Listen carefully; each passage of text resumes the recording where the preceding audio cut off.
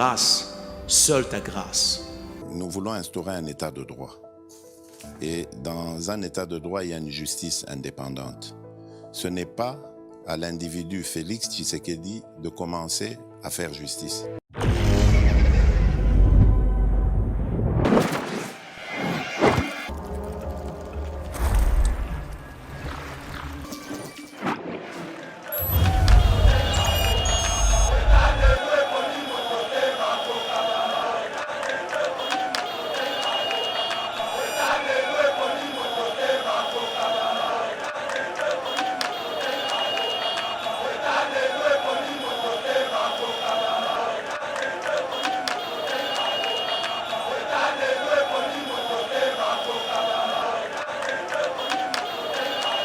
biso bato baole cannabis ridi balonga yebi bokende classe bozolekisa bisi wa moi répondre ezate o répondre ndeni bisi wa bino na santé te bota la journal botanga mutaleki bagayar zéro.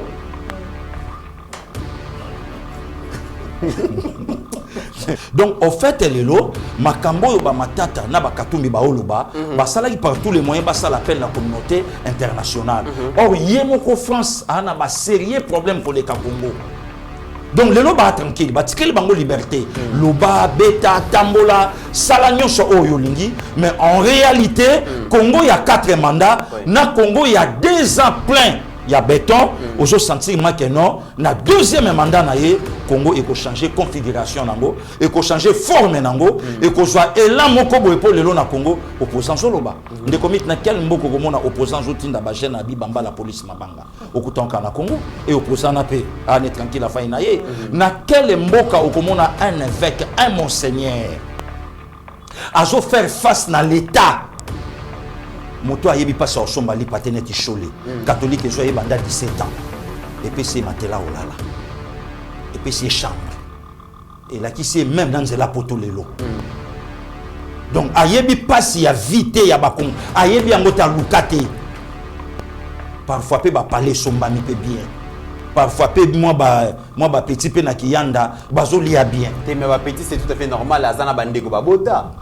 Azana bayaya baleki babota ba petit ya kozo ba en charge ya bota raté pasteur Guili azana ça la VHSDT c'est tout à fait normal. Les communautés évoluent de tikali na 5 mois seulement ya élection ceux qui ba junga siko yo kobime kozaka après élection donc on voit nanga ekoza la besoin pour na fachi autant na kobeta ba kotula ba près pour ba bike ba kamuna bango toujours kuzu mais demoko quelque part bazali donc yo la preuve te na lobika ka demoko quelque part bazali au taliban au tali tata y a pas photo y a pas match donc voilà ndeko matata pone projet na yo na vision na yo pour la République démocratique du Congo ezanini.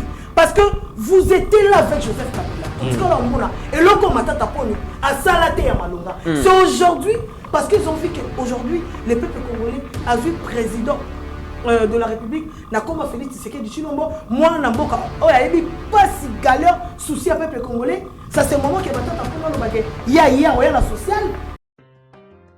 C'est les soldes d'été chez Mimamode. Le spécialiste de la chaussure italienne de luxe et de costumes haute couture vous fait bénéficier d'une remise de moins 20% sur l'ensemble de sa gamme de produits. Profitez-en du 28 juin au 25 juillet 2023. Mimamode. Notre boutique se situe au 12 rue Parisis à Dreux.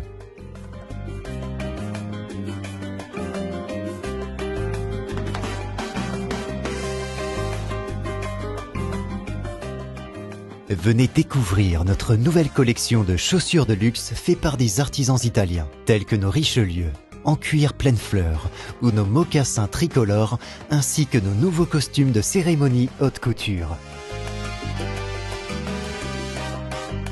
La qualité et la diversité de ces collections vous donneront l'embarras du choix, et vous bénéficierez de nos conseils avisés grâce à notre expertise de plus de 15 ans.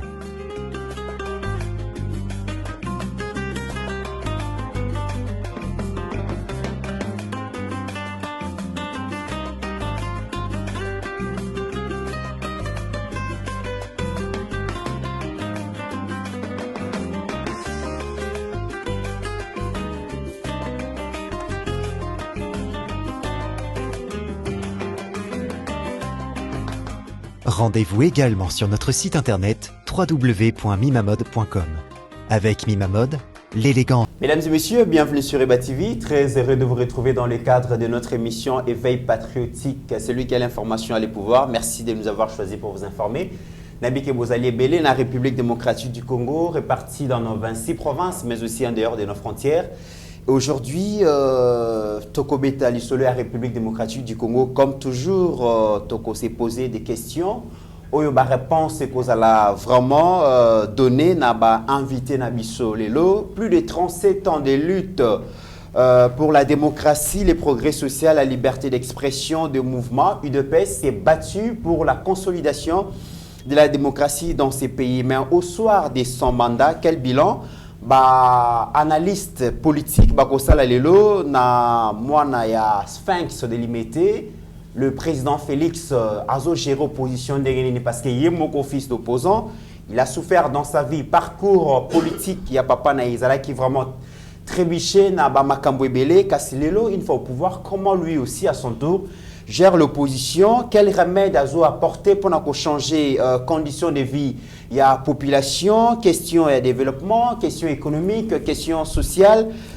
Quelle solution président Félix a apporté? Donc on a premier mandat naé entre espoir et déception, où se situe finalement le peuple congolais. Mesdames et messieurs, on en parle dans cette émission. Togolo Belapé, après 20 ans de pouvoir, Kabila avait avoué que il n'avait pas réussi à changer l'homme politique congolais. Ceux qui te le bitent définir l'homme politique congolais, c'est quelqu'un, donc ils allaient mouton, ils allaient corrupteur, ils allaient corrompu, pilleur, jouisseur, prédateur, mauvais gestionnaire. Kabila n'avait pas réussi à changer l'homme congolais. Le président Félix est arrivé au soir de son mandat.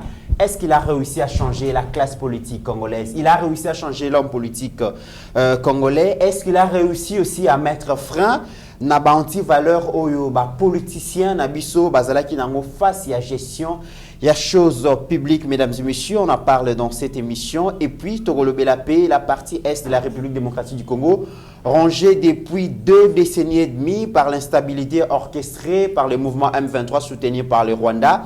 Le président Félix, face à cette question, il donne quel visage? Est-ce que c'est un président fin diplomate, un président diplomate aguerri? Est-ce que c'est un président plaintif? Est-ce que c'est un président qui maîtrise la situation, ou c'est un président hésitant, ne sachant pas quoi faire? Est-ce que la situation de l'Est dépasse tel le président de la République? Mesdames et messieurs, Tokolo Bilango, merci Nabil encore une fois de plus pour la confiance que vous allez placer dans Eba TV, et merci à notre réalisateur HD Steve Kondé, assisté à Mike Chiswaka pour que l'émission Eleka n'a pas meilleures conditions. Et pour parler de tous ces sujets, nous avons reçu pour vous l'influenceur, les leaders, les communicateurs par excellence, Pasteur Guili Bokola, à cause de la responsabilité, à répondre à toutes nos questions. Mais aussi pour la première fois sur ces plateaux, nous avons reçu pour Nabino Mwanamboka Bijumeta, ma consoeur Azali Bongo, journaliste, mais aussi activiste, et puis Azali Bongo, présidente de l'association Le Mama Fachi, association Les Salakanini. Mesdames et messieurs, vous aurez le temps de découvrir Yango. Pasteur Guili, bonjour et bienvenue. Bonjour Ndekomit, bonjour à ma soeur Bijumeta. Toujours quand même, grâce à partager le plateau ensemble. Bonjour aussi, on a plus de 150 000 abonnés. Bazolanda biso de partout par rapport à Moussala ou Bangonde Bato Apesa Biswango, Bangonde Bato Azwa Biso en charge. Nous, c'est le Congo de Comité dans Lobaka. En dehors à Congo, Oebi, Babiso Bamususu, Bato Batunaka, Bolobaka, Bolobaka, Bozwa Kanini. Mais tous Zwanini, Biso Toakana Mboka Moko au Congo. De Comité Mboka ou Sukeke, Nazan Bande Konamboka Moussute. Donc, on a Bangoka Awa. Vous allez père et les mères. Oh, et pas la même chose à la cacao. Mais ils ont battu Moussou, et pas na Bango Awa, et pas na Bango sous na Rwanda, et pas na Bango sous na Ouganda, et pas na Bango sous na France, et pas na Bango na Belgique. Tout ça en Bango. Tout ça en Bango de comité. Kamutumoko wana. Yango mondo mamba Congo italiété. Pour ceux qui na Grèce abina mo na bino. Aki na Italie abinga mo na zone nationalité. Aki na Rwanda bi mama na ngaza non na Zambie, mama na ngaza ya koto. Aki na Rwanda bi belle famille na ngeza la kawa. Donc partout ba oyambaye. Babiso, na belle famille, na bo tata, na bo mama, na bo yomoko ka awa. Voilà pourquoi mon de comité te continuera toujours à défendre le Congo. Si sika auto comme na Congo na biso na suka. Très bien, Pasteur Guili, Mwanamboka Bijumeta, bonjour et bienvenue. Merci beaucoup. Bonjour Mwanamboka Mitterrand. Naza vraiment na esengo ya ko na bino awa na plateau et surtout qu'on partager plateau konan de kolangai pasteur Guili. Merci. En tout cas c'est vraiment ya makasi ndenge ba inviter na plateau na bino mokolando. Merci beaucoup na invitation. Et puis na pesi mbote na bandeko nyonso ya diaspora congolaise na pesi lo mbote bisika bozali oya bino mwana mboka mobundeli na bino bijumeta mama Fachi Béton. Je suis à Kinshasa il y a selon moi 3 semaines déjà tozali car na continuité à combat on est là. Très bien, je rappelle que champ de bataille nayo ezali bongo na France na Paris. Mais déjà, d'entrée des jeux, je voudrais quand même savoir, aux présidentes et associations des mamans Fachi, et Zanini, association Anna et puis le Belakani. Merci beaucoup des comités. Association Le Mama Fachi, c'est une association, vu son projet social, les associations Moko accompagnées par maman maraîchère, n'a pas fumeur. Tout ça là qui en haut et puis pour la accompagner aussi vision et chef de l'État. Vous savez, lorsque tu as vu mon amour Félix Tshisekedi Tshilombo au sommet de l'État et c'est là qui n'a biso tous à la batou, tous sang à la biso nous pour trouver solution pour l'amour canabiso. Dengini tout ça là, tout ça là on a des ordres, tout ça là on a les sanga na bombo encore. Voilà. L'association Nabiso de Mafachi to mettre qui en place depuis 2017 et jusqu'à maintenant tous on continue notre activité Nabiso tout à la mingi ba maman Nabiso oyo ba te kaka de femmes commerçantes des femmes fortes maman Nabiso azana petit commerce naé ate kaka makala foufou mafuta de trucs comme ça et biso to tala bango moi mingi totali ki maman ce qui tobaki c'est ata moi 3 sacs à makala qui permettre que maman za un peu na budget moi mala pour la paix beaucoup la balé qui na biso au bazali nanda alors association na biso et ce qui par mingi côté social il y a banamboka Mwanamboka bijumeta tango koloba que association Nabino vous venez en aide na ba maman maraîchère ba maman o ba sala ka moi ba petites activités commerciales pour soutenir équilibre et foyer. Merci à toutes ces femmes courageuses oyo grâce na bango bazo bimisa ba diplômé ba licencié ba gradué et que bazo bunda pour que ba scolariser bana na bango. Vraiment force à vous. Mais ko bakise la bango quelque chose ça demande à ce que association Nabino bozala na ba moyen à financer. Et non, dans la Simalabino. Moutazana Simalabiso, on ne peut pas commencer à citer les noms. Tel Azana Simalabiso et tel Azana Simalabiso. Déjà, tu as maman responsable. Oyo, tu travailles à côté Yapoto. Donc, on travaille et puis on se cotise entre nous pour commémorer un peu, expertise quelque chose dans le Boka. C'est un karaké. Moutazana Simalabiso. Oui, on peut avoir. Bateau va soutenir biso derrière. Ils aura toujours un partenaire, pour vous accompagner. Mais de soi-même, nabiso moko, il faut déjà tous aller dans quelque chose. Maman sobaye d'abord pour bénéficier na yango, il faut aller membre dans cette association nabiso et puis participer à la cotisation. Ça c'est moment là, tu évalueras maintenant par rapport à cela, de permettre à nabiso que maman a la difficulté boyer. To ça la sorte que maman abima la situation moi muke to zala nango ya wana vraiment to sumaka moi muke ba critère cause la membre ezanini cause la membre association qu'est-ce qu'il faut ozaka ka congolais congolais congolaise oye osadéré na association na biso le siège na biso ezana Bandal na 254 avenue Louvemba na Bandal Mola et puis Moussous Ezali côté à Don Bosco na 3 avenue Kivuka na quartier Don Bosco na Mongafula. Donc kuna leso okei ba ya mabino au s'enregistrer et puis par rapport à ma demande les attaques oye na lokuta on a la commerçante non c'est faux même muto pe azana projet genre que on a fan d'arasa ki logoté ou ça ki logoté jeune fille ou l'homme na tongo téléphone H24 non il faut penser aussi à faire quelque chose et permettre à que mutuaz a un peu l'esprit moko ouvert vous comprenez un peu si vous restez toute la journée sur les réseaux sociaux en train de rien faire et même le logoté mais sans ça au moins quelque chose au moins que et rozala malamu mingi ko EDP na libota tout ça là surtout ma jeune fille au moins boti awa jeune fille sur la boti à cause de la difficulté belé vous comprenez un peu et ce genre de femmes nous on a besoin il y a encadrement pour encadrer bango ko solana bango surtout moni que bon on la singa kabatu lipa ya mwana na tongo vaut mieux tout ça y est à ça l'activité en fait faut l'accent mutu kolona parce que na ko pesa lelo na kabele lelo lobi kuna na olemba mais ceux qui ont acquis cette activité que maman côté kata maki zoata mapa ça la activité pour permettre à yon attendre aux amarali pas moi c'est très important. C'est dans ce sens là que biso na kata association na biso to komizaka. Très bien. Congo c'est un pays sous-continent et puis déjà partenaires et d'autres personnes ont besoin à côté en contact nabino. Vous allez quand même na souci quand tu se déplacer physiquement baza musika bakozwa bino comment parce que za na bandeko baza na Masisi baza na Bawalikale baza na Inongo baza wapi bakoya bandalte bakoya monga fulate mais bakozwa bino comment. D'accord, OK, merci. Je vais donner le numéro de téléphone. Je vais donner le numéro de téléphone.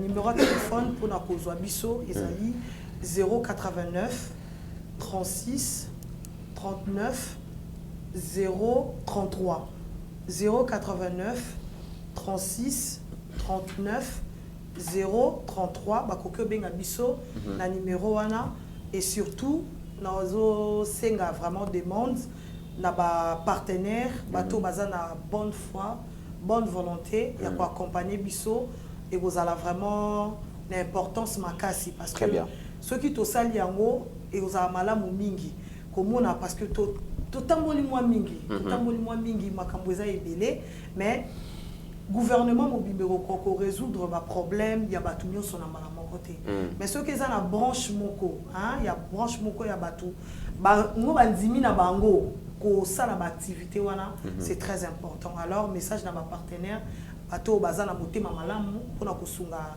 association na biso le Mafati beaucoup ta contact na numéro wana et puis bato pe bolingi ko s'adhérer beaucoup qui peut ko benga lisusu kaka na numéro wana. Merci beaucoup. Mesdames et messieurs, vous avez compris donc vous avez déjà na idée siko et association de Mama Fachi. J'espère que nous pouvons maintenant démarrer. Pasteur Guili, aujourd'hui Nabi Keyomotogo a responsabilité à Liboso pour répondre aux questions. UDPS, c'est un grand parti politique, un parti patrimoine national, plus de 37 ans de lutte pour la démocratie, pour les progrès sociaux, la liberté d'expression et de mouvement. Un parti politique, Oyo et Fungola ba Congolaise na ba Congolais misu, un parti politique qui a réussi à benga na kolongola ko banga na kati ba Congolais pour na ko revendiquer ba droit civique na bango, un parti politique où il a qu'ici peuple congolais qui y a un souverain primaire, azali dépositaire et à pouvoir politique et que koki kobanga ba politicien et même ba bazo gérer et sengeli peuple azala droit ya ko revendiquer bongo azala devoir ko revendiquer donc ba droit nae 37 ans durant Pasteur Guili UDPS abundi bah sacrifice est énorme, bah perte en termes de vie humaine, n'en parlons même pas. Bah souvenir glorieux Ezali, bah souvenir sombre Ezali. Mais au soir de son premier mandat, quel bilan aux Osala pour le fils Sphinx Alimété?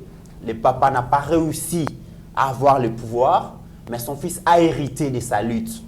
Tout le monde était d'accord que une fois que Moana Sphinx a eu le pouvoir, hein, espoir est au rendez-vous. Mais au soir de son premier mandat, Pasteur Guili, quel bilan aux Osala, bilan Zali? Des comités, merci beaucoup. D'abord, Lelo, il faut que le baka bravo na IDPS. Oui. Puisque Batebele baka différence mon côté to lobango. Je crois que Tobanda lobango na plateau na biso ya Eba TV, c'est le tout premier parti africain Oyo et Bandi Kobunda pour la démocratie. Toyebisa ki batu, il y a une grande différence entre IDPS na l'ANC. De Nelson Mandela, de Zuma, de Mbeki, de Batouana sur le sud africain. Pourquoi? Puisque Bango Babunda était pour la démocratie, mais Bango Babunda pour l'apartheid. Donc, différence c'est ça yangoana. Et puis, une des comités, différence M. Ezali, tant IDPS a eu option, il y a opposition, l'Afrique tout entière était sous la dictature, puisque les deux premiers présidents africains, Bazalaka, ba dictateur, pourquoi? Africain na tawana asengela maki na fimbu. Africain bongaki, yango yokaka maréchal Mobutu alobaki yango, alobi le respect même est donné à un président, c'est quelque chose sacré. Lorsqu'un président décide, il décide. Mais les lots, quand même, tobando mon appelé président, na t-shirt, les lots tobando mon président, na chemise à lin, na cinglé na ye, à côté na kanchach. Donc, oh, ils ont la facilité. Donc, à cause, il y a IDPS. Alors, tant IDPS Sabandi lit naye, de Comitera, Azalaka, le seul parti en Afrique. Je me rappelle, dans le conflit, il y a le président angolais à l'époque, Eduardo Santos, na l'opposant Jonas Savimbi. Basala Kango na IRSS à l'époque avait pensé comme lelo. Alors tant Jonas Savimbi a dit ça, Eduardo a dit moi je suis un opposant non revendiqué bas droit. Le président angolais à l'époque Atali Alobi, toi tu n'es pas un opposant. Moi je connais que deux opposants en Afrique. Le premier c'est Etienne Tshisekedi, Sekondo, Nelson Mandela, Madiba. Donc ndako lobake IDPS ayaki na mouvance moko en Afrique. Oyo ba président ebélé africain à l'époque ba Bongo na Gabon, ba Yadema na Togo, ba Oufette Boigny na Côte d'Ivoire, ba Idi Amin Dada na Ouganda, ba Peter Botha en Afrique du Sud, donc ba Bokassa na Bangui. Donc mutu moko ta pesa ki Mobutu Nzela ya kotika IDPS et joyelant pourquoi et ko déstabiliser même ba pays na biso. Or de Comitera mutu azalaka na plan na ye nzambe pa alaka na plan na ye. On a bata wana et ala qui facilité au faire face à un président comme Maréchal Mobutu. Il y a qui facilité. Il y a qui facilité. Comment pasteur Gili? Oh, mais des comités. Nana bosente ke biso tonto uko la babino boyebi bande konanga moi si je meta bayebi soko tangi même kombo Mobutu na ndako mama betio batana monoko. Infraction. Oh, donc yo ça na posa ba bukate ba pikola ndako. Oh, pasteur Gili. Même na kata ndako na bino bazate soldats zate police gendarme sérieux gendarme impression nanga ya liboso je me rappelle ezalaka na 1991 tant on a monaka pour la première fois na vie papa Etienne Tshisekedi wa Mulumba na monaka na chemise à manche courte na la na tenir bleu blanc na 4e 5e des humanités. Il y a un ami à moi en Angola, Serge Daniel Lukoki Toki Machik, il y a la rajana G1 à Cardinal Malula. Ce que soka linga ki machiki nda zwinga. Sikoyo andwa na biso akopema et alaki na siège IDPS. École buissonnière. École buissonnière. De commit Nathalie wana à l'époque mutaza porter parole ya gouvernement na kati ya ndako vie olenga nkoi. A osa la biso contre andi na nani? Mégaphone. Oui na mégaphone. Tant ba Paul Bandoma, ba Paul Kapika, ba Bimi, ba Viana tout ba Bimi, natala papa moko Bimi na chemise à manche courte, a tire boko na poche. Impression nanga liboso na tuninga bime. Pourquoi Mobutu akoka ko boma papa yote? Pour te ebe que so faire face na pouvoir à Maréchal Mobutu, comme on a eu cimetière à Gombe. Mais pourquoi Mobutu akoka ko boma papa yote? C'est que papa zana ba kisi ya kosakanate. Donc, on a une image où biso bana miké na batana moins de 20 ans to kotisaka. Deuxième image nanga puisque les loso solina batunyo sangilingili. Biso siège na biso zone angilingili, commune angilingili aujourd'hui et zalaka na Kingabwa na deuxième porte ya paroisse Saint-Pédise. Wana sko na belle famille ya Papa Etienne. Tala mutoya na belle famille mazo gorgé. Oh, or biso nyo so ba na belle famille to ala balembele. Mais tala mutu na belle famille azo ya banda via pemaki. Na baboud. Te boutu kutute sandal à chocolat ça fait ba boud moi boudé donc vieux soka pemi boyko donc na ba belle sœur na ye kao siko wana veni Kingabwa itondi to bengana viaye donc image wana tango ye et pesaka siko génération oyo salaka liboso na biso ba yaya oyo bakendaka ba université na bane 85 90 na biso baleki na bango ya humanité na batana toyaki. De Comitera, IDPS à partie des masses. Ngana lobango ça patrimoine. Parti de quoi IDPS mutako betela ngotolote. Pour IDPS c'est générationnel. Donc ça même na batu lelo na mboko mama bijou babunda na parti bayeba ni pété. On dirait lelo babiso ba passer gili. Mais bango babunda ko tout temps sous grave. Les ambet hôpital. Et ambet hôpital. Famille ba kimisa e ko kimisa kwa kende baza e Angola yate. Ka ko bimisa pu ba kimisa e ale DSP ba ko ina lupango. Batona lelo basana ba poto, batona lelo na Bangola, batona lelo partout dans l'Afrique du Sud. Donc IDPS c'est Zaïko Abunda. IDPS ya wenge. Donc vieux Jossard akoya robeta concert na pantala jean na polo. Mais batu ba yebi bilenga Zaïko génération nango ezali. Donc IDPS ya parti te mutu moko akoko telema. Ah biso de non. Non. Yo ti wapi? Non. De commit. Na vrai sens du mot, mais bato nyoso ba Hollanda biso, IDPS ya générationnel. il y a pas longtemps ba oti okalsine bande konabiso j'ai perdu mon ami bouquin ngana bunda kolekaye il y a bunditi au prix de son sang akena ngona samabele voilà siko yo robetela IDPS to lo bongo mutu azana samabela olobani. Donc c'est comme ça. Alors il y a un moment lit ya papet sentango yaki et lo kwa liboso comme combat na ye abandolo ngola biso na kobanga. Po ebi ke kobanga ya mutu ya cheval de bataille ya Maréchal Mobutu. Donc kotanga koma Mobutu te. Kutu ne comité ba yebisaka biso babi lunette wana ya Mobutu ndenga lati yango boye. Azomona bino nyonso na kati ni na mundu ki ocha azomono. Oh yale na oka lunette a miso. On a pas problème parce que tala niveau. Et ça là encore donc il y a Michou à Betty Viclair naé mais biso ba oyeb selso ba lobi lunette wana Mobutu azomona même ina munduki oyotie donc et permettait qui même atana mutu abeta a raisonnata lisolo comme ka kokanisa ko tout au sala Mobutu comme ka kokanisa tu te racontes des comitéran IDPS abimi dans les années 82 donc déjà à partir de 80 mais to comme en 89 IDPS a même pouvoir. Il y a Maréchal Mobutu a même en conférence nationale. Yango Yokaka, l'actuel chef de l'État, Félix Antoine Tshisekedi Tshilombo, n'en jamais n'a.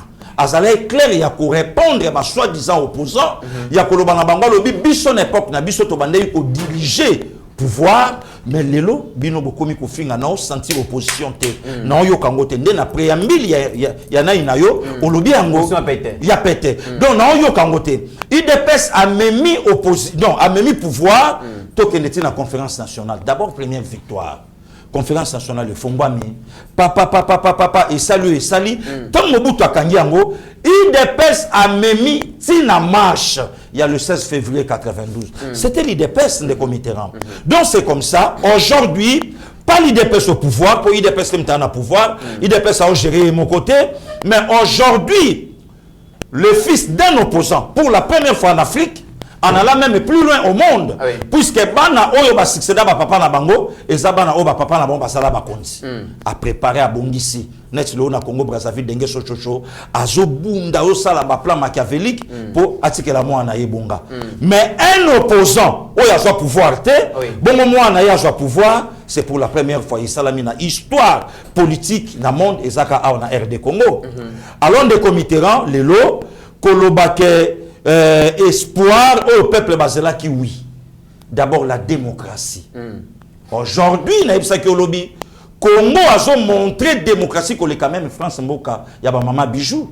Pasteur Guilé. Oh, des comitéran. Pasteur Guilé. Je rappelle que émission Oyo Augustin Matata Mponya Zolanda. Émission Martin Fayula Zolanda, Délice Sanga Zolanda et puis Moïse Katumba Zolanda Pasteur Guilé. Makambo koloba déjà la monde va changer bilongi place bazali. Mais va changer bilongi ndenge tant koloba que démocratie ezali coûte mieux que la France. Bien sûr. Matata mponya robo yango mabe Pasteur Gili. Nde comitéran biso na mboko tozala na opposante. Na za mwana na botami na époque ya Maréchal Mobutu. Biso to vanda boyeboke classe bokomi na classe ba kati bino cours ba bibino nyonso fil indien destination palais du peuple. Na sali école primaire nanga na Ngelingeli Saint-Péduse. Je me rappelle na bunga na Kasavubu na église à l'Isala. Toke biso nyonso na baninga tanga ozonga mwana na se retrouver na l'Isala seul na bandiolela. Donc banda ko zo biso babi président Burundi azoya à l'époque Pierre Bouyoya. To sali fil indien toke parler des peuples toke yamba. Mais aujourd'hui ce n'est plus le cas. De comité na biso zalaka na chaîne moko na mboko OZLT. Mais lelo ba chaîne ekomi combien na opposition na Congo Brazzaville les athées. Na Congo Brazzaville les athées. 4 noms oyo tangelinga. Moko abima awa sous oxygène. Akenda malade. Oh yo tangelinga moko na marche to sala na Willery le kinanga ridi balonga. Ayebi na sima caméra babeta eto samunduki. Mama F Bazaïba asalaka nini po zo balle na lokolo na cheville akota na hôpital. Akota na hôpital.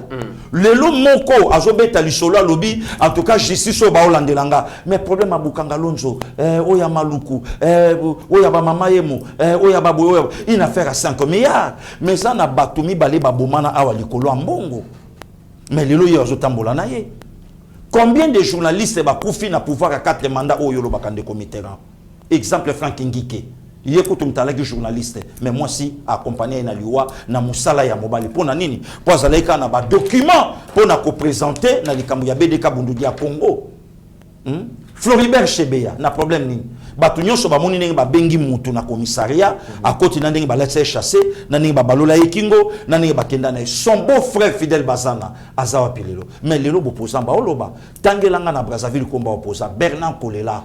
Ba Congo tilelo ba lapa ya Collins asuka Pierre Ntumi awa na Congo Brazzaville ayoka na asute. Originaire d'Afrique, les bio-cacao possèdent des propriétés médicinales et aphrodisiaques naturelles et puissantes.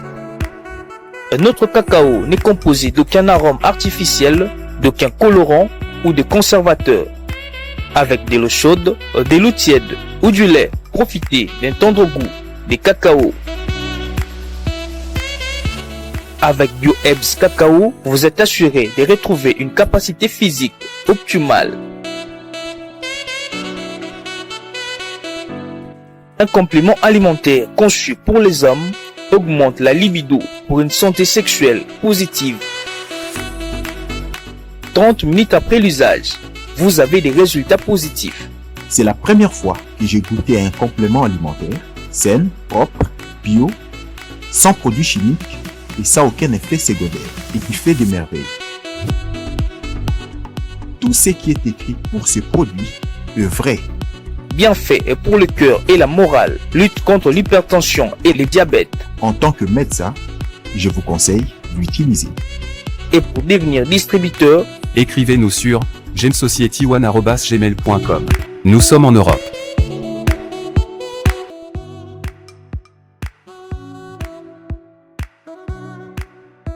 Nous sommes aux États-Unis et au Canada.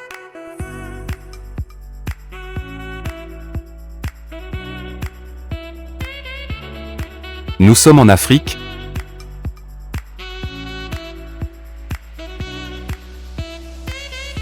Nous sommes à l'est de la RDC et à Kinshasa.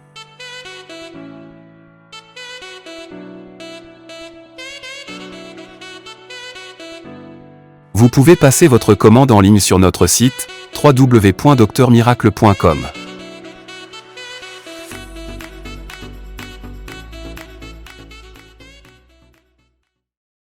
Matata Mponyo alobi makambo ko salema lelo etikala ko salema te na régime ya Joseph Kabila. Joseph Kabila oyo bino bo présenta comme dictateur sanguinaire, un président répressif et tout ça. Mais Matata dans les noms dit c'est que Kabila ça coûte bien que le président Félix Olelo azo réprimé opposition. Ndeko Mitterrand omoni babiloko wana eza soni bon d'ailleurs pour Matata yemo kutona na kati parmi les 4 masters na yemoko déjà dans la bataille ba armée non conventionnelle au mona que non Matata ko ça n'importe qui a Kabila ndé répression ya makasi salama na l'église catholique oyo Russia kufa o Teresa kufa pasteur kufa sala nini rien que omeli ya pamba lelo ambongo ganga film akoloba na Kikwiti mabe akoloba na Congo central mabe akoloba na Kini mabe azana est tranquille donc au fait lelo Katumbi temta kobeta sur l'opposition pour Katumbi ayebi na yema opposition te Katumbi c'est un commerçant oyo ba bengi na COP ba yebi c'est que seul pays au monde oyo politique futa que ça RD Congo oui DPC les monga il y a monga commerçant Katumbi te pasteur non il DPC la monga Katumbi soutenir bino makasi na opposition non na nini na mbongo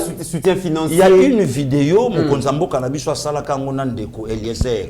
Oya loba quelque part et ça la capé soni mutumo be kwa batapi aka mbongo. Et ça la capé soni Ndeko Mitterrand. Mais politique ba na besoin mbongo parce que mais non, a soutenir na nini. Katumbi ayaki po akoma opposant a créer Jean-Val po akota a créer.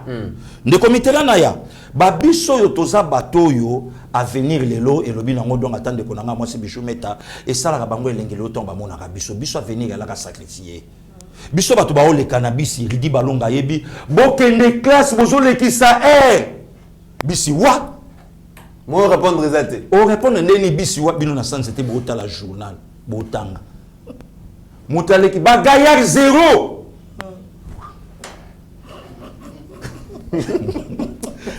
donc des comités vivants babiloko wana na mboka oyo mon poste abandonner lit oh ebele pe batika ebele pe bakende on a rentre peu vite oh Bon, oui, yango mondi lelo na poto bato ebele ba yebi biso tango faci a pouvoir. OK. Puisque na pouvoir nini ya 4 mandats yo ça la vidéo contre Kabila. Mais ça la place. Mais GZTP au chancelate. Donc au fait lelo makambo yo ba matata na ba katumbi ba oloba ba sala par tous les moyens ba ça l'appelle la communauté internationale. Or yemoko France a ba sérieux problème pour les Congo. Donc le loba tranquille, batikeli bango liberté. Loba, beta, tambola, salagnon so oyolingi. Mais en réalité, Congo il y a 4 mandats. Na Congo il y a 2 ans plein. Il y a béton. Ozo sentir que non. Na deuxième mandat na ye, Congo il faut changer configuration nango, il faut changer forme nango, il faut soit elan moko bo epo lelo na Congo opposant so loba. Nde komit na quel mboko ko mona opposant zo tinda ba jeune abi bamba la police mabanga. Okutanka na Congo et opposant na pe. Ah ne tranquille la faina ye. Na quel mboka okomona un évêque, un monseigneur. Azo faire face na l'état. Moto ayebi pasa osomba li pateneti chole. Catholique zo yebanda 17 ans. Et puis c'est matela olala. Et puis c'est chambre. Et là qui c'est même dans la poto lelo. Donc ayebi passe ya vite ya bakon. Ayebi angota lukate. Parfois pe ba parler somba mi pe bien. Parfois pe moi ba petit pe na kiyanda bazoli a bien. Te me ba petit c'est tout à fait normal azana bandeko babota. Azana ba yaya baleki babota ba petit ya koza ba en charge ya bota raté pasteur Guili. Azana ça la VHSTT, c'est tout à fait normal. Les communautés évoluent, tout ce na 5 mois seulement il y a élection. Ceux qui battent Junga Siko yoko bimegozaka après élection. Donc on voit nanga eko a besoin pour na fachi. Autant on a robeta ba tout là après pour baby que ba kamuna bango toujours kuzu. Mais demoko quelque part bazali. Donc il y a la preuve. Te na lobi kaka demoko quelque part bazali. Au Taliban au Tali tata il y a pas photo, il y a pas match. Donc voilà. Il y a grand frère Pierre pour moi le petit frère. Exactement. C'est tout à fait normal. Exactement. Moi on a grand frère de comité là. Donc on comprendre que lelo ba évêque basape n'Angola mais ba lobela ka Laurent sauter le cola awa pour comprendre que la démocratie na France et autour les kalamboka mama bijou est-ce que yoki archevêque à Paris à l'eki à lobela Macron donc oya kuna monseigneur te oya monseigneur la démocratie c'est ça donc et loko oyezala ki lobité lelo et bandi kokota pourquoi moto azana pouvoir ayebi beaucoup plus opposition malamu que pouvoir donc alors non il faut que tika opposition et bêta comme ça échec na bango bango moko basimba ngona maboko de lokwa lelo. Très bien. Voilà des comités là. Merci beaucoup pasteur Guili. Moi Namboka Bijumeta, plus de 37 ans il y a lutte pour la démocratie, le progrès social, la liberté d'expression des mouvements. UDPS Azali, parti politique vraiment abondi sérieusement. Et d'ailleurs, il y a beaucoup de Congolais, Oyo Lelo, Bazo s'est retrouvé dans la diaspora, Bakima et Paka, Bakima Passi, Bakima Bitumba, Bakima parce que pouvoir remplacer Bandaki Koluka Bango et Mingi pe ba famille Kabwana, Bamisu Batikala, Bamisu Bakenda, Bapeye Belé parce que Bitumbe Sengaïka Kaba s'est déplacé pour préserver Vina Bango. Aujourd'hui, le président Félix, au soir, il y a premier mandat naé. Sentiment nini, surtout particulièrement bino bandeko ya diaspora boza nango lelo, est-ce que entre désespoir na entre espoir na déception bozo se situe où apelelo? En tout cas, merci beaucoup Ndeko Mit et merci Ndeko Nangai pasteur Guili na Mambalobi. Biso toza na kati ya espoir. On a quatre espoirs. Les espoirs, tout tigela yibango. Lelo toza na président wa yebi passe ya ba Congolais. Président wa yebi souffrance ya ba Congolais. Président wa yebi nenge balala nzala. Président wa yebi ke papa na ngai so ba kangie na kasho, ngai na kozanga pe lipa na kotanga malamu te. Toi na président wana. Parce que papa Etienne a otama boloko, a sala ba prison. Félix a yebi passe wana. Vous comprenez un peu? Donc, ils ont d'abord fierté pour Nabiso aujourd'hui de l'avoir comme président de la République démocratique du Congo. Des comités, Otoloba a 37 ans, il y a combat, il y a UDPS. Ce qui est UDPS, merci à Ndeko Guili, UDPS aujourd'hui est un patrimoine. Oui, il a raison. UDPS est un patrimoine. Pourquoi on a le babongo? Ngai na nukutu na bota mate mais koko na ngazala na UDPS na botemi na kuti UDPS papa na ngambo na mama bato UDPS siko ngambo ko mwana pe na koti kaka na esprit wana eza patrimoine il a tout à fait raison le baké UDPS eza patrimoine eza parti oyo parti à référence. Vous Vous comprenez un peu? Donc cela veut dire qu'aujourd'hui, on peut tout dire, on peut tout critiquer. Mais parti Oyo, et Bimisi va communier na Boumbu, c'est lui de pèse. Vous comprenez un peu? Parce que ceux qui bango, bazaki na combattre, so basala qui yango te, lelo tonga to vivre en démocratie. Aujourd'hui, tozo vivre sens, il y a démocratie et l'élégance même de la liberté d'expression.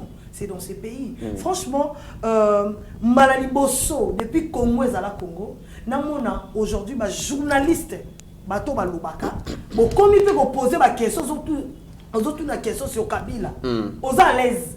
Malali Bosso namona dans ces pays, ba journaliste ba komi ko sala ba analyse libérale, donc indépendant, nous tozo toucher ba modé. Malali Bosso, pourquoi? Parce que au jour d'aujourd'hui, beaucoup la liberté d'expression. Quand on dit la liberté d'expression, on va dire que libertinage. Non, liberté d'exprimer. Donc, les camos ont raisonné, aux autres l'analyse, il y a un. Mais à l'époque, il n'y en avait pas. Ça n'existait même pas des comités. Je suis très contente et dans la joie parce qu'aujourd'hui, au jour d'aujourd'hui, Congolais, Misupe Fongwami, Makanisi Baïdé Fongwani, même nos sœurs sur les réseaux sociaux, vous allez voir qu'il y a la liberté. À l'époque de Kabila, les réseaux sociaux, ça n'existait pas. Sur la télévision, la mère mène d'abimi, même de bloquer tout le monde, même de couper même ma connexion. En cas de connexion pour que balobi ba poto ba ça va tout passe. Ba kota na connexion na ba moté parce que bango ba ça va ba idée. Ba kati biso coupure entre biso na bino Congo na biso na poto balobi ba se connecter té ba solo la té mais na sala yango ba ndeko na Congo ba vivre galère wana pas si wana n'importe ya Kabila. Vous comprenez un peu? Mais aujourd'hui tout le monde a comme une liberté en quota na téléphone na yé a critiquer ça l'analyse a critiquer chef de l'État. Vous comprenez un peu? Donc cela veut dire que la démocratie mokonza mboka fachi beto aye nango na Congo, c'est très bien parce que ça manquait que ça. Vous comprenez un peu? Et ben dès qu'on manquait kaka yango parce que tout le monde a commis libre. Nengo totanga ba bandeko mibali Martin Fayulu poser le démocratie aujourd'hui ils a bien liberté d'expression, tout le monde s'exprime, tout le monde est libre de dire ce qu'il pense sans que ça l'inquiéter, c'est bien bon. Mais tant que l'on dit extrême Balewana, Martin Fayulu Matata Mpogno dit que aujourd'hui Makamuzo Salma c'est pire qu'une période à Kabila. Ça veut dire qu'on a un pouvoir répressif, on a un pouvoir qui cherche à restaurer la démocratie dans la dictature. Et puis Moïse Katumbi regrette même que Makambo Kosale Malelo et Sengel a quitté président Félix Salango parce qu'il y a allé à outil opposition, à yebi ba lutte oyo bande konaye opposition ba mena contre Kabila. Il faut arriver au pouvoir, à commis qu'on réprimander l'opposition, à commis qu'on instaurer dictature comme mode de gestion, et bazo c'est pélaté. Bazo regretté qu'un opposant a yébo, à commis qu'on imprimer les sous Makambo Babundela et Lobi. On est commis. Déjà, le 4 personnes a comédiens de la République. Ce sont des comédiens. J'assume bien mes mots parce que dans ces pays, c'est comme si on y Moukolo congolais, jeunesse congolaise, Moukolo s'est révolté. Je ne pense même pas qu'il y aura ce genre de théâtre. Et ça a existé. Vous comprenez un peu? Parce qu'on ne blague pas avec un pays. Mboko et on a mis la makila. Et on a mis la makila et beaucoup de sacrifices. Vous comprenez un peu? 4 personnes au Tangiwana, ce sont des comédiens de la République. Ce n'est pas normal. Est-ce que ça au Tali vraiment na bilongi na bango? Vous allez voir que Bato Bazan a souci en Mboka. Moi Mboka bijou meta. Mais ils s'en foutent des Congolais. Et ça quoi intéressé Bangote. Pour na bango c'est d'abord l'argent. Baton di samaboum na bango. Vous comprenez un peu? Nani o yazan a souci. Il y a peuple congolais. Pourquoi bazo le belangote? Bango bazo ke ne combattre quelque part. Bon, vous remarquez, bon, on a un langage dans le monde. Tout le monde a le bien peuple congolais. Toujours quoi? On se partage le pouvoir. C'est ça qui se passe. Maintenant, il y a des éléments, les devants pour parler, pour défendre le peuple congolais. Personne, mon frère. Moi, Moïse Katumbi, il est en principe, dans l'âge à commun, il y a des retraites. à une retraite, ça est très calme. Mais c'est le président Félix. À une retraite, parce que le pays est très mal géré, il ne peut pas abandonner son peuple la misère. Le président Félix a mis la bango. C'est une blague.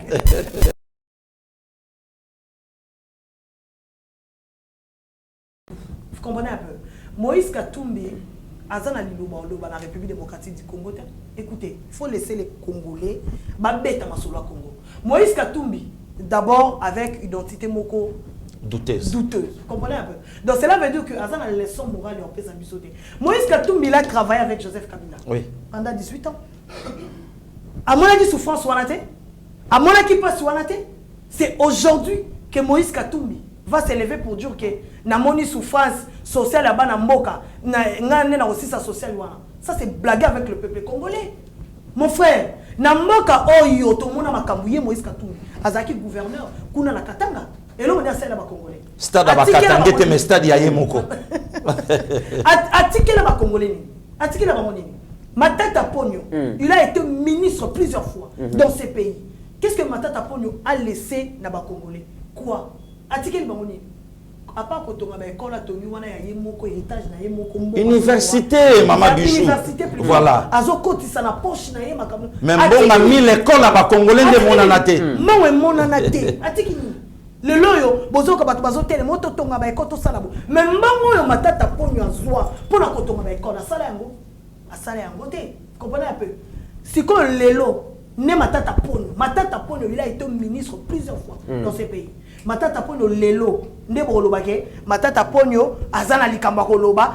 C'est quoi les visions de Matata Ponyo? Moi je vais poser la question s'il vous plaît ndeko Matata Ponyo projet na yo na vision na yo pour la République démocratique du Congo ezanini parce que vous étiez là avec Joseph Kabila tout ce qu'on mona et loko Matata Ponyo asalate ya malonga c'est aujourd'hui parce qu'ils ont vu que aujourd'hui le peuple congolais a eu président de la République, na comme Félix Tshisekedi Tshilombo, moi Namboka, oh yaebi pas si galère souci à peuple congolais. Ça c'est le moment que Matata Ponyo lo baké ya la sociale, mais pendant tout ce temps, il était où?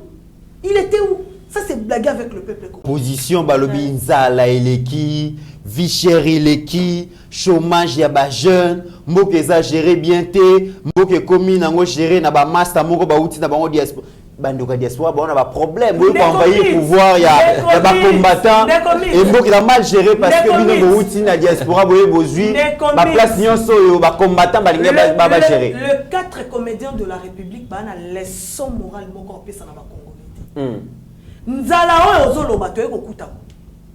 Félix, président de la République, Aya Kouti Nzala, Mboka Otokuta, on a budget 4 milliards. Moko au Congo. Est-ce que République démocratique du Congo, beaucoup que travailler na budget 4 milliards, c'est pas possible. Mais Tokuta 4 milliards seulement na Mboka. Mais au jour d'aujourd'hui, Tokomi na budget na 16 milliards. Moins de 2 ans. Parce que 2 ans avant, il a dit 2 ans, il y a match Quata.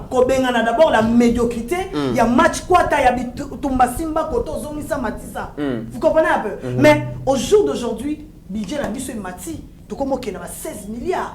Grâce à Nan, grâce à travail, à détermination, il y a mon Namboka, président de la République, Félix Tshisekedi Tshilombo. Namboka, tu as écouté balobi que ba ministre, na ba député, ba tambolanga na ba carte bancaire illimitée.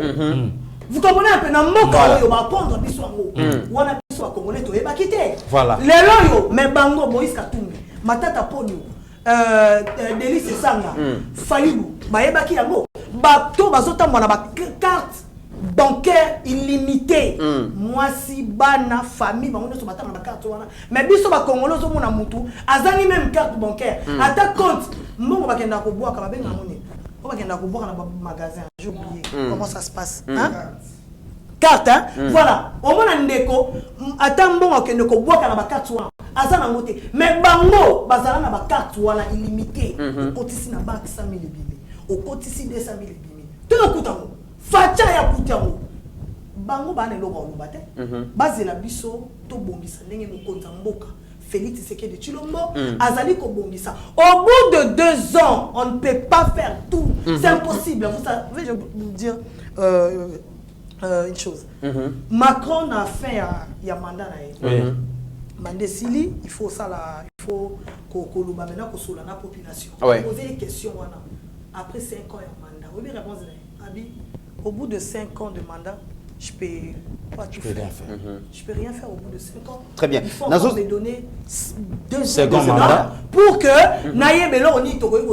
malgré même si ça brûle toujours à Paris. Très bien. Mais avant qu'il n'appelle ça, avant qu'il n'appelle ça, pasteur Guili, Maloba, la zone il n'est pas au conclure. Mais tant que tu le Bela, c'est vrai que je parlais de la lutte pour la démocratie au IDPS à Saliango. Et aujourd'hui, au lobby que na comment na chaîne Nyon sur la télévision. Comment les émissions politiques ils ont salima ils ont là ça quand même que Congolais ont la liberté wana ya s'exprimer sans que base à la inquiéter, sans que base à la réprimander. On voit même comment dérive ils ont salima attaquer même petit vie personnel, il y a couple présidentiel et tout ça tout comme on a liberté tout qui a libertinage aussi défendre bien par rapport il y a progrès social les années likamboyo tozonyo kwa mamboka oyo ezana nyoso oyo et pour que les Congolais à vivre vie na malamu. Mais apparemment les Congolais bazo continuer toujours il y a qu'à jouir na ba richesse na bango wanati bozo le bel budget il y a 16 milliards mais panier ménagère ils ont sentir il y a ngote ba maman maraîchère ba sentir il y a ngote tout ça c'est comme si pouvoir ils allaient bongo gérer na batu moko bazo da proposition bazo baye ko ça la récompense. Si je prends même moi na nabino ya ndaku Jean-Marc Kabundu akamusa biso lobby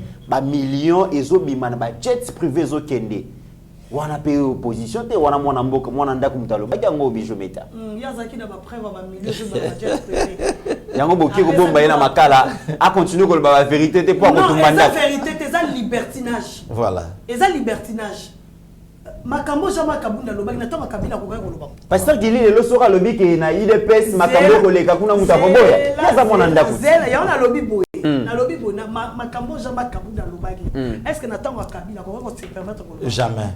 Kasi yango bokangi yete. Te tokanga ka mon état de droit. Eza so bakangi ngio so ba monique. Place so ba pesa que liberté. Et souki yo leki na liberté comme na libertinage. Yango il faut être de droit ça il faut pas kangayo bazong ils sont dans nzela ko détourner donc ko dénoncer détournement comme libertinage moi na mboka bijo meta. Mais lorsque vous dénoncez détournement il faut avoir de preuves. Vous exactement la carte bancaire nana bimisel bisongo IGF contrôle financier Ouais. yango nga na lobby yango so na za ba preuve te je ne peux pas m'amuser yango ko lobo makambu oyo na za ba preuve te. Vous comprenez un peu la liberté ne veut pas dire que libertinage. Il faut place liberté no souki souka. Ce qui est au-delà, ce n'est pas aussi bien. Makamboy, ça a une vie sociale. Mais tout vivre comme cher, vivre comme très cher na Congo. Pas c'est l'équipe, pauvreté l'équipe. Non, on est à binomoko.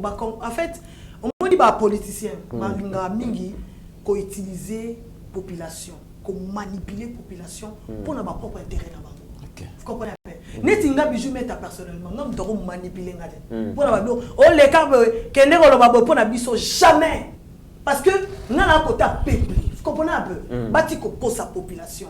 Bati ko sa peuple. Ba géo bazo sala tout ça là pour déstabiliser Bokondi. Il y a président Félix Tshisekedi Tshilombo. Et ça ba salge. Toyebi na biso. Tina ba sango pe ba komi kolbake. Ah papa, sango c'est quoi? Ceux qui ba politicien ba lobby yango. To kolbaki ba sala chez la politique. Mais ba sango ba tata milimo. Batata milimo bazo babi que vraiment faut pas défendre le peuple bino pe boboyi babasango yango pona la sabino que peuple congolais faut aller veiller peuple congolais faut aller manipuler te pour mutu moka lati soutane lati zambala alinga manipuler bino ça ne se fait pas moko eza dirigé et pas à sangoté. Nous avons un président de la République, le garant de la nation, c'est lui qui a un mot de la fin dans makambo nyonso. Ce n'est pas les sango. Pourquoi seulement vous citer ba sango na makambo etali politique? Pourquoi papa Simo Kimbango? Papa Simo Kimbango. Pourquoi vous avez l'église protestante? Pourquoi l'église nyonso na botanga bango te? Pourquoi seulement l'église catholique to ko l'église catholique to cha mpandi? Deux personnes. Nous avons des individus devant nous. Cholé et en bon. Vous comprenez un peu? Mais bah, je travaillais pour le compte, il y a ministère, il y a église catholique. Je les a porté parole à Senko. Mambazo, le beza makambo, Senko, Zotinda Loba. Na lobby boy, n'andimite que Senko m'totinda Loba piloko wana. Chole, il a un souci, azan a problème, base à la claire. Vous comprenez un peu? Chole en bongo, base à la claire. Place oyo bazui mbongo na bango et pas un Moïse Katumbi, base à la claire. C'est tout à fait normal. Écoutez, aujourd'hui nous commençons à faire de la politique. Biso totiki makambo église, allez, basali parti politique. Nous allons comprendre. Mais au lieu de battre Manasima, il y a l'église catholique. Non, il faut bâtir l'église catholique en dehors, il y a makambo oyo parce que Jolé a une identité na emoko. Jolé a sali parti politique. Ambango a une identité na bango moko basa ba parti politique. Là les Congolais nous allons comprendre. Mais les mêmes Jolé wana na UDPS azalaki très apprécié étant UDPS azaki na opposition. To ba ne komona qui vraiment mariage ezalaki vraiment libala bosembo église na parti politique ezalaki bien. Mais le loboye donc bango ba komi côté mais la peu pouvoir ya UDPS ko problème. Le pouvoir to ba ndako bundela le bien-être de la population congolaise, le peuple d'abord. C'était le peuple d'abord. Mais aujourd'hui, Cholé en Mongo ils sont nous notre candidat c'est Moïse Katumbi. Va présenter Moïse Katumbi que c'est notre frère sur de l'église, va accompagner Cholé en Mongo va présenter Moïse Katumbi. Tata cardinal Yazo Koufé la va présenter ye kasi Moyambi na bango. Ils ont intéressé. Mais tant Yazo Koufé la Moyambi, ceux qui m'ont dit. Et bon siko ba congolais nyonso batika. Pourquoi seulement choisir cette personne tout moko ya Moïse Katumbi et la population congolaise? Vous à côté. Très bien. Pasteur Guili, deuxième question à Bissou Ezali. Kabila paie au soir les sa vie, Azaki n'a regret. Après avoir géré le pays plus de 20 ans, 4 mandats, il y a 5 ans, Azaki n'a regret mon corps à réussir à changer l'homme. On a un bâtisse politique congolais. Parce que le leçon de d'écrire l'homme politique congolais, vu la gestion où les cas qui n'a pas passé, l'homme politique congolais Azaki caractérisé, Azaki na comportement où il y a des détourneurs, il y a des corrupteurs, il y a des corrompus, il y a des jouisseurs, il y a des prédateurs, il y a des mauvais gestionnaires et tout. Kabila Bi, je n'ai pas réussi à changer l'homme congolais. Il est allé même très loin. Que ce Nazaki n'a 15 bons collaborateurs, peut-être beaucoup de gens et c'est là où nous avions compris que les problèmes à Congo, ils ont qui peut problème ya batu. Ressources humaines, moutou, bon moto ya congolais, ils ont qui malamouté, anti valeur et l'attaque biso, une émission à lobby d'ailleurs, le bac qui bien, hein, paix à son âme, donc le tout cas diombo, le barak que congolais ali moutou moko corruption simba biso bien. Voilà. Mais aujourd'hui le président Félix Aye, ce qui les problèmes, ils ont la socialité, ils ont manque d'infrastructure. Ils ont un problème au le baraté. Si le problème c'est aussi l'homme congolais, est-ce que le président Félix, son leadership, na tête ya mboka et réussir pour changer l'homme politique congolais? Si oui, na lo lengeni ni pasteur. Des commit merci. Na ngaki na chefé maloba ya ndekolanga moi si abandai ko parler pour na Moïse Katumbi. Oui. Bilelo et ça na ozaka problème na Moïse Katumbi. Oui. Pour moi mignon so tali Moïse olinga ka kotika ya ngote. Oui. Problème ni Moïse Katumbi, Joseph Kabila, Martin Fayulu. Vous avez un problème particulier là? Oui. Batoma ba yo créer biso ba problème belé na mboka bango. De commit Kabila ana bénédiction moko nzamba opambole makasi. Motasali 3 ans na Congo comme mokonza mboka. 3 ans. Et t'as le Kabila Nengaza à l'équipe même na motasali 30 ans na poto.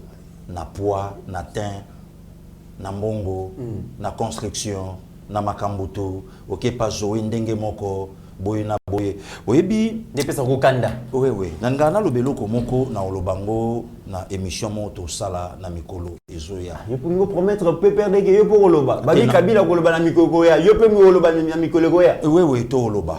La personne de Moïse Katumbi, le temps à l'obi qui est na kende nanga donc on a qui retraite. Oui, retraite. Passion, on a qui ne paiement. Mais ce qu'il faut c'est biso abanda politique quand. Il faut le banabiso. Et le baranango ata maman Pascaline. Il faut le banabiso que akomaka congolais en quelle année? Akomaka congolais puisque Joé Koutoundé à l'oba. Joé Lobi c'est depuis 97. Donc 1997 que na kota na famille à Laurent Désiré. Ne commis na koli na ministère à combat. na combat baloba na biso babi ko sakana na maloba muta oloba na monoko na été. Donc faut analyser les mots oyo bima na monoko mutu pour oyeba oyo ye asa ou bien oyo ye alingi aloba. Joa ça la clair aloba na biso. C'est depuis 97 ndena kota. To vanda na betelo lisolo mama moka telema na parlement aobi Congo azwanda kisa na biso ngayo yo kutu bomo na ngawa na sala na service national na Tanzanie. Or ndeko mita bosani pour sala na ba service national il faut za la mwana ya mboka wana azala clair ya koloba na biso. Moïse Katumbi aida biso ba congolais ya koloba na biso alobi botuna Joseph Kabila tangwa yaka mboka oyo ayaka na quel passeport zaïrois aida biso. Donc politiquement parlant, Katumbi alinga lo banabiso keke Kabila n'est pas des nôtres. Kabila n'est pas des nôtres. Donc les lotang obeta le solo lobi na linga yina kende retraite situation passée. Ndeko Mitterrand en face nanga nazana ndeko afandaka na France. Biso tozo kende tozo zonga. Ayebi France bango ba kende laka na France ekomi lelo Congo bien.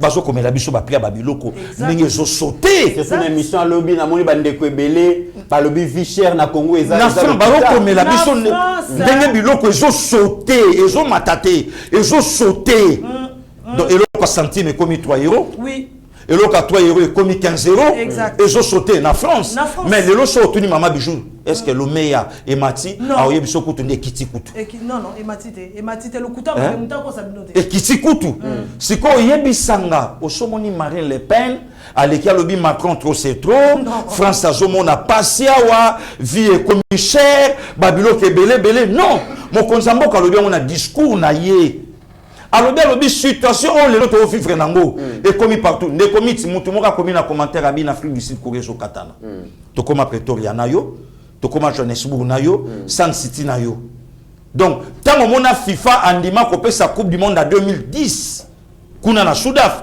ayeba ke pays mon côté Afrique akokokana na yé mais ba komeli biso babi lotili qui est commis ko katana les stages équipe comme pekuna et comme katana et koti donc engelo baké situation oyo tozo traverser nango et ça mondial bato ba olela et mondial nde commit na Londres moi na mwasi ya koti a commis na monoko na bango azuika papier duplicateur bo mama meta ngana métro na baninga na tuni oh ça te au senga mbongo bacheze mi mobali ako supporter été ya ngomoni akoti na métro a osenga mbongo busunganga soki awa ba oloba ngoni de comics lobby na ebisio toza parmi ba pays oyo crédit ezoteka ma moins cher Congo na kati carburant moins cher Congo na kati alors moi je crois soka lobby que peuple azo souffrir nga kutu na ngai na senga na yo oti la bandeko ba olanda biso vidéo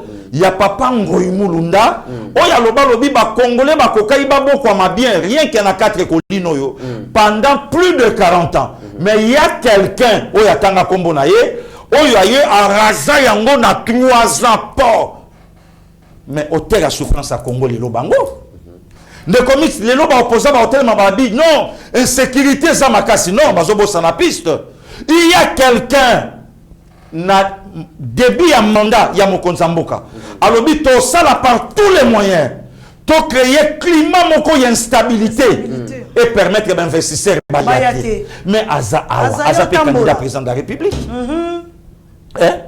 le loba biloko e komi na bataxi yo nyonso enlèvement et cause à payer okolukela mutu makambo yimo kwa loba ne kolanga moi ça lobi yango bandaka après aner ba ke olokota mutu no to yoka ki pasteur il a pesi révélation moko de commitera soki nga mutu na loba ki banga ba ba preuve avanda chemise ne kitoko cravate lolendo nous allons faire par tous les moyens de créer un climat d'instabilité yoka mo pas de créer pas un climat mo oye simbi biso ba congolais d'instabilité de comité biso to sambela nango na ministère ya combat babi bandeko nyonso ba instabilité ba le kaliboso mutafanda na lemba bilamba na njili afanda na lemba bilamba na njili alala na lemba a sokoli na lemba a jui pas qui a changé bilamba a okende cop na ngiringiri akelia na masina batwana baleka donc engelo ba instabilité mutazalaka a cité Donc l'instabilité na Congo, moyen économie na biso vendre des athées, moyen boye vendre des athées, Moutaloba Makambouana aza candidat président de la République en décembre 2023. Tout ça là par tous les moyens. Au moment que Mokonzambo Karabiso a vu dim ya budget ya Congo, a confié en armée na la police de commis to vandi boye na yebite so ibale ki nanga baridi banda ko mona na 16 ba parachute zo kweya na mboko ba mona ngote bando mona ngosiko biso to banda hotel mana kan kokolo na bandi mama tala yewona afongoli akiti et zongi lelo après combien d'années 30 ans 30 ans de comité ranaya siko président mokwaye alobi bon makambo ndeko wana lobaki ngasko on a corrigé na arrivé te ko changer homme congolais mais c'est bien mais à continuer à phrase te à ceux qui sont en virgule or phrase souka jamais na virgule souka na point mais homme congolais a changé nga oh nandengeni homme congolais a changé pasteur Guili oh ndeko Mitterrand na joie grâce à comment la prestation il y a seulement Joseph Kabila le 26 janvier. Na mona yango jeudi 26 janvier 2001. Mais comme na joie grâce à mon accord il y a Mouzé le 22 janvier et Outi Lushi et Kitia wa Kabila Kiti na Sima. Kotala Mutuana, Kotala na Mutua comme lelo des personnages différents. Parcours à mon amoubali mais justement il y a mon lobby. Jusqu'au temps lobby qui est arrivé pour changer homme congolais mais homme congolais a changé. Kabila tout aujourd'hui. Azala on décrit non parce que pour image wana apparemment toza na moté mais ce qu'on décrit to goza na idée sur Bandelia Kabila na pouvoir azala on décrit parce que de commit na lobby na yo to bandi ko poussana o eza deuxième mi-temps faut pas au komona ka pa et ko makambebele mais to yibi ndenge batu bayaka ne ndeko Mitterrand Moïse a lobby yé déjà zara na mbongo azala ka bayaka na ba botte azalaka na ngo wapi to yebi même na lobby même ite ezalaka ya flou azala na ngo wapi même pembe wana ezalaka ya flou naza amoureux ya ballon rond na mona na 2003 na martyr Dering Mazembe match à 3-1 place à Bimisa Pays na description Kabila pasteur Guili bato balanda biso bazana idée oh Kabila yaka simple ayaka simple le gars comme composé Kabila yaka très poli. Très poli. Kabila yaka humble. Oh, Kabila yaka facile. On a compris ça. Oh, mais c'est quoi comment difficile? Humble, facile, poli. Oui. Siko bakisa siko au contraire nango. Le lota Kabila. Ta poitrine. Na ka kutu mutu lobi ay munene makasi ngai bon nyonso zoya. Aya munene makasi tendeni. Restaurant avion. Bacheli bino avion likolo ezo contrôler kin. Azana badim ya bater na Congo. Di superficie mabele combien maman Pascal Mutalobango 2 345 ceux qui 410 ceux 420 ceux 450 abinga bope sangai 2000 parce que 2000 ba kabolo na ba province de commit tozanga palais présidentiel Kabila tonga kinga kati de Kinshasa ti bandundu donc le point on est des provinces et c'est Kabila fanda na kinga kati batu bayebi yangote bakutana kana ngar bino boyenga na yeto kutaniao bino bokenga na ke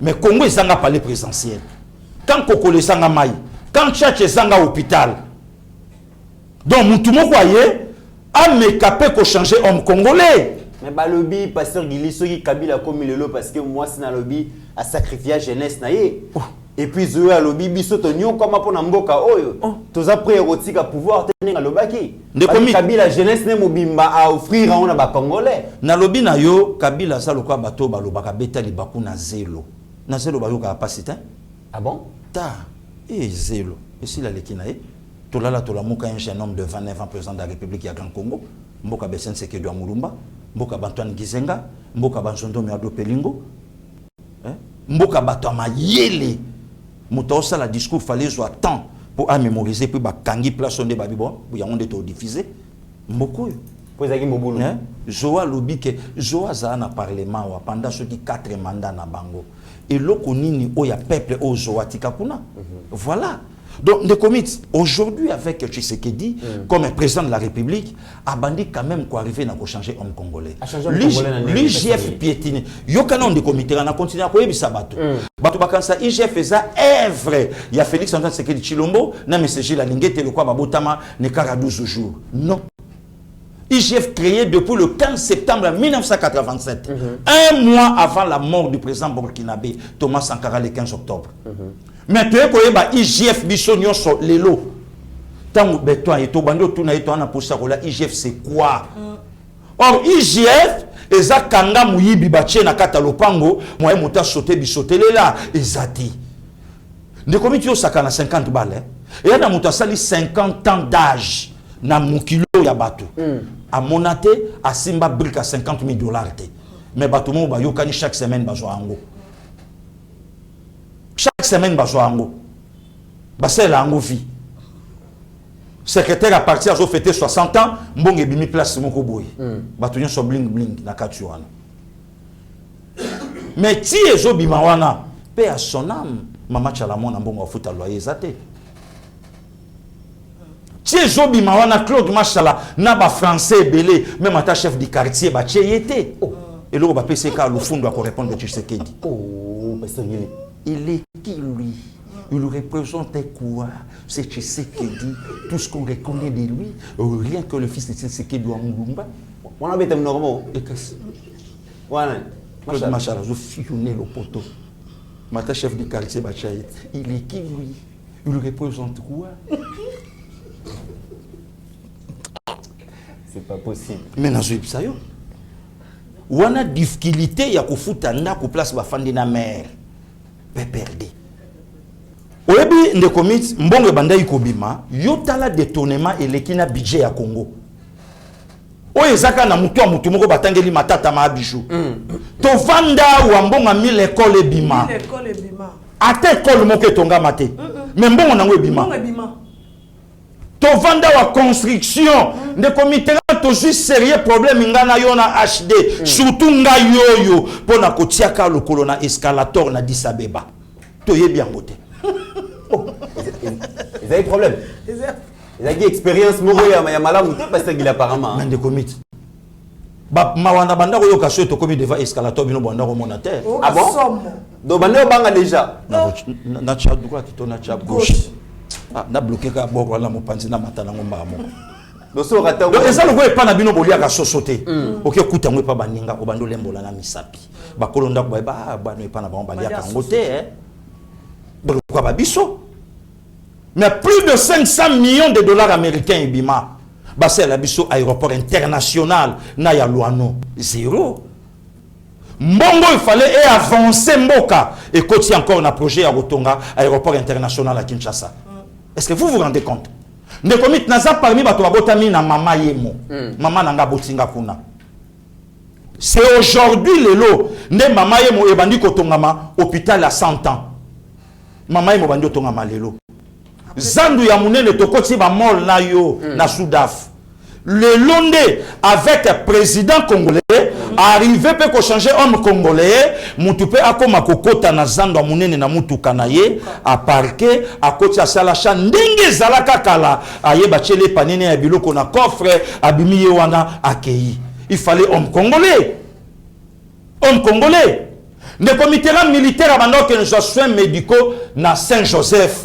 Le lot hôpital militaire en Afrique centrale, le comité a cause na 9 pays en Afrique centrale. Mais balobi bien hôpital wana ezate. Donc wana nyonso abongo akolo bango tepo ambongo soke juillet sikoyo. Di bijou metanga kota kuna ana chaise combien bo kitsa bijou metambongo azokota a que soit soin rapide pour sala ki diarrhée. Dit maman bijou met ta présente au cas de quoi baolo bano bacha oliboso bon il faut que tu puisque il y a un évêque congolais santé dérangée azo que des soins dans Louvain. Oui. Mais pourquoi pas le comité place il y a des jeeps il y a plus de 50 000 balles basa la ndenge Joseph Albert Malula ngalula salaka pour la construction il y a Saint-Joseph. Non, mon konzambo ke debiso tongela biso hôpital moko ya kitoko comme ça ba chrétien catholique peut ba kotaka kuna ba soins médicaux. Très bien passé. Voilà les comités. Aujourd'hui, tala les comités ba tunsu ba ko lobate. Biso to fanda muta premier ministre yé moko ministre de finance. Batamaye bazami. Aboko sala ministre agriculture. Aboko sala ya sport. Finance. Aboko sala ya EPST. Aboko sala ya ESI. Abiboro na botike la ngai puisque nyonso même na zawa tout wana zo le kangai. Mais lelo, ozo senti que même ni solo ya mboka et bandi kokota Congo a bandi kotonga. Ne comité na ya o lelo il faut ça monter à mabe. Na yambi appel ande comment on a plus 32 to mesa na biso na bango. To mesa na bango nzamba pambola quand même ba ma bijou lelo bazo zo biso ata moi bateau. Pour mingi ya bateau ba libanda ba leki biso na kitoko ba leki biso na mbongo ba leki biso na âge ba leki biso na nyonso. Oui. Abenginga dit pasteur Gili ngabi oui. Non. Dit c'est pasteur Gili ngabi bona mesa na kofinga maman nandima. Ngabi oui c'est moi. Est-ce que tu as suivi maman F Bazaïba? Ngapé na kosié na kondima ngabi non, je n'ai pas suivi. Abilanda. Kozalaka ivre ya pouvoir té. Akati. Ndego mitera chance que tu na kitiata na Itro. Chance que tu na kitiata na Londres. Dans un ivresse de pouvoir. Ce que yo tunaye, maman F alobinine. Mabe pour poser maman F question, alobi que tu regretta pour mais Nathan wana azalaka de l'autre côté. Il fallait quand même Alex sentiment naie na bata on a place au yazalaki. Aujourd'hui ce maman Eva Lobi à cause de la patrie de Jean-Pierre Bemba azana kata union sacrée mabe zawapi. Voilà. Mais yemo ko Jean-Pierre Bemba loba ki yango soutenant Félix Antoine Sekedi Chilombo. Donc au fait souci ya batu ezali fatité, faché simbate, faché pesate comme ça toko tuna ba pasteur Gili wana makelele nyoso batiaki même des comités lelo quand même makambozo kende très bien pasteur Gili na betela ko lisolo monga fula likolo nyonso ngali ma likolo nyonso plaso balobaka na biso ke batio ya régie des eaux ndende basala kango moyen mata likolo ezate donc mais lelo e mati donc Chilombo mabe conclusion non pasteur Gili Mupaya a réussir à changer homme congolais. Mais un homme congolais au sommet de l'État a commis qu'au changer. Mais le comité n'a besoin que la Mupaya pas si pour nani Mupaya yaka na mission, Mupaya yaka na vision na ye, Mupaya yaka na nengena. Le comité n'a bino bovanda boyebi ata grand frère oyo moi sa mokonzamboka kala alandate. To lekine ya moi so alanda ye na sima. Oyebite. Po boluka oyebate. Te ba verrouiller vie na bango. Ba bloka ba kanga yango. Mutaye ba masolo na bisote. Mutaye ba ndenge na bisote. Très bien. Le quoi toza na mère ale ki awate. Bosala par tous les moyens. Tala bino bokansa ba charisme ba kabila na ba zoé za la rapport ovimbana. Ezala po lingite to koma na makamé ba lepo to na ngai epa na biso.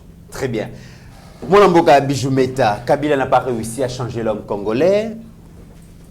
L'homme congolais qui entre guillemets moïbi, corrupteur, corrompu, mauvais gestionnaire, prédateur, jouisseur.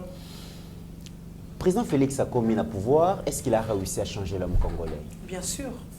Dans le Lengeni. Bien sûr, on a nyonso na domaine nyonso. OK. A réussi au sala yango. Oye, dengo lobiki mo Kabila lobiki a courir ko réussir ko changer homme congolais. Homme congolais. Le président Félix a réussi on a ba domaine nyonso. Na peso exemple moro. Na boto pour lo bangwa ndeko mtauti ko soulever moi. Alobi nakala IGF to ebara ya mode. Oui mais IGF ezaki na kati ya ministère de la finance. Ezaki branche na kati ya ministère de la finance. IGF existait depuis longtemps. Oui. Mais c'est plutôt eba yo. To ebara ngote.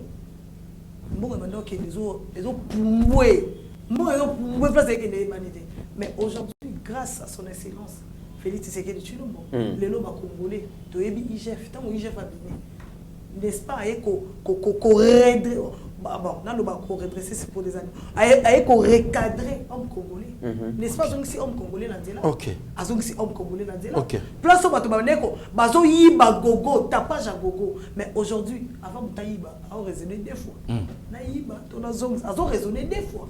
C'est déjà, ils ont signe moko, yamalam, oh moko zamboka, fati béton, aïe nabo. Aujourd'hui, bateau bazalaki ba intouchable, nambora oh, ba intouchable bazalaki. Que yé, boko simbete, boko kangete, boko interpellé yete, bana na bango, na basi na bango, na bakoko, boko simba bango te. Mais aujourd'hui, bateau wana, tout comme ils touché bango, justice et comme simba bango, à l'époque, ça n'existait pas, il n'y en avait pas. Non, il y a aucun exemple à débarquer dans ndako ya Tunda Kasende. Yunani okende na ndako ya Tunda Kasende lo baketoye arrestation na mutu na la police na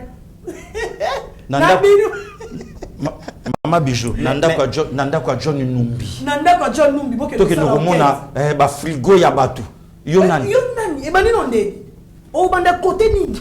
Na yo mutoko service ya enquête. O bandi wapi, o côté li wapi po le même jour o lobaka li lobana. Ba bomi na famille, ba bomi bino nyonso. Mais aujourd'hui Fachi betoye, tomoni nanda ko pe tout daka se bima wa kota kuna yo toleka. Isalami tomoni yango na mbongo tomoni yango bato bazaki intouchable bango bako leka devant justice te batata pona l'équipe devant justice bato nyonso bazaki intouchable lelo justice s'occuper na bango mais grâce à qui na muto ayena idéologie son excellence Fachi Beto. Mais bino bozo benga yango eza justice état des droits et tout mais batu mingi ba komi kolo ba babe ezali ingratitude na ingratitude envers qui président président Félix a commis un grave vis-à-vis na bato nyonso basungaki ba bifort ba bisele les bifort bisele les lobo mukamate François Béa Moukamate, qui encore Jean-Marc Kabound, donc ingratitude, Bolakisi. Tous ces gens-là, on va taguer la président Félix. Il y en a sur le bâté. Tous les jours, il faut payer ça. Président de la République, merci. Parce que moi, quand on minute, aussi ça même pas qu'on ingratitude. Et c'est pas le logo, tu vois. C'est un Fachi, merci. Parce que vous avez la liberté. Nous sommes libres, nous sommes à l'aise. Et puis, ma conduite va au-delà. On est au-delà, exactement. Mais à l'époque, il y a Joseph Kabila. Aussi, tu as une gratitude. Ah oui, c'est pété. Ah, on a pété déjà. Toi, nous sommes à pouvoir écarter le lobo. Vous parlez de la justice ou de la guerre et à palais? Non, c'est la justice. Ma justice, il faut séparer président de la République, Félix Tshisekedi Tshilombo, et la justice. Mokonzamboka, institution président de la République, ça n'a rien à voir avec l'état de justice. Il faut toujours séparer. Il y a des gens biso awa na Congo. Il y a chaque fois les présidents de la République ils ont changement de mentalité. Il faut qu'on a changé mentalité. On ça la biso tout avancer. Changement de mentalité. Si vous séparer Fachi Beton, na makambo ta justice bon on a que tout ça analyse bien, tout marcher bien. Mais ceux qui n'y sont, vous mêlés quand chef de l'État na garde. Oh Facha le basa na bo Fachi mutaganizi. Ndabo zika kwa batu minda kwa na Tshisekedi mutazikizinda. Parce qu'il est pèse mutela kisi batu Bongo. Nyonso zalaki Kabila. Dans ce pays tout ce qui ne marchait pas dans ces pays dans Kabila mutazaki avec responsable. Il y a eu de pèse. Oh baziki ça batu na eu de pèse. Muto leka na journée na moi. Alobi toko cha moto na IDPS toko tumba yango na butu bazika bakufa. Muto leka alobi yango na télévision. Après moto kezika bakufa. Basala mutoko petit do azali député. A député. Atambolaka. Azape na union sacrée lelo. Azape na union sacrée za député. A député. Yo na loba ke moni mboko. Président Félix Tshisekedi Tshilombo ndinga pesi biso bakoki wana la jeunesse congolaise tous un père. Papa na biso to loba lobi biso to zaki so batali babi boke ne botanga bato sanzete. Fachi aujourd'hui a pesi biso ba faveur wana. Bande ko danga to sali ba classe a moso pa ndenge nité oza quand même ko se retrouver na niveau mogobo. C'est très très important. Lobby bato wana bazaki négligé. Mais aujourd'hui, moi na moka ayebi comment mouvement qui na Congo a pesi bato wana valeur. Bato nazolo bana bazo tambola bazali. Bato ba créer ba makambo so yozolo ba oh non biso ide peso bande ko loba. Mais kasi mutu o ya kenda ko cha moto aleka na tete biso loba. Na butu bato bazika bato kufa. Mais lelo aza envie. O tambola aza député, aza la mamna à l'aise. Api na kata union sacrée. Ndeko Bijou, parlons de l'union sacrée. Tant dans Zolobaki, est-ce que le président Félix a réussi à changer l'homme congolais? Bato union soba zalaki bomona Kabila lobby. Bato union soba la kisaki Kabila zalaki une chance pour le Congo, zalaki leader charismatique, yinde père et démocratie. Tous ces gens-là, les lots, à 90% baye union sacrée. Pensez-vous vraiment que Ndeto qui est une élection à Bango, baye pas Fachi Beton? Baza sincère, est-ce qu'aujourd'hui Bakoki va changer? Est-ce que sous le pouvoir, les loto lobby, bako imprimer vision mokonzi ya mboka na misala bako sala tous les bateaux baeka ka koluka pouvoir et puis lobi basala makambo ba sala non bato wana lobi bazaki na Joseph Kabila basala gini basala gini basala gelo et vous pensez que ndé balandi président Félix Tshisekedi Tshilombo lobi basala quelque chose bon c'est le loté nana mta ba sentiment te ndakende gauche droite non ba osala rien bato wana nyonso ba osala bango loté mais ba yeko soutenir mokonzi te ba ye wana ba luka ba intérêt na bango papa yo ga bango ba beta masola peuple ba beta yango te ba beta ndeni to kokabola tinda mwana anga koma DG tinda koma ministre tinda bo ba beta masola population te et le président lui-même a dit que bateau mawa au moins le reste na mboko tout le monde a lingi aïba. Le problème c'est ça. Ah mais c'est grave ça. Tout le monde a lingi aïba. Moni batouana, ce sont des voleurs. L'autre fois aïba qui le losu ba oyiba. Ba otikate. Tout ça la nini kasi nouvelle classe politique au Fachi. Oui. Aya nango. La nouvelle classe politique s'impose. C'est maintenant. Et vous s'imposer la banane kasi. Moni batouana.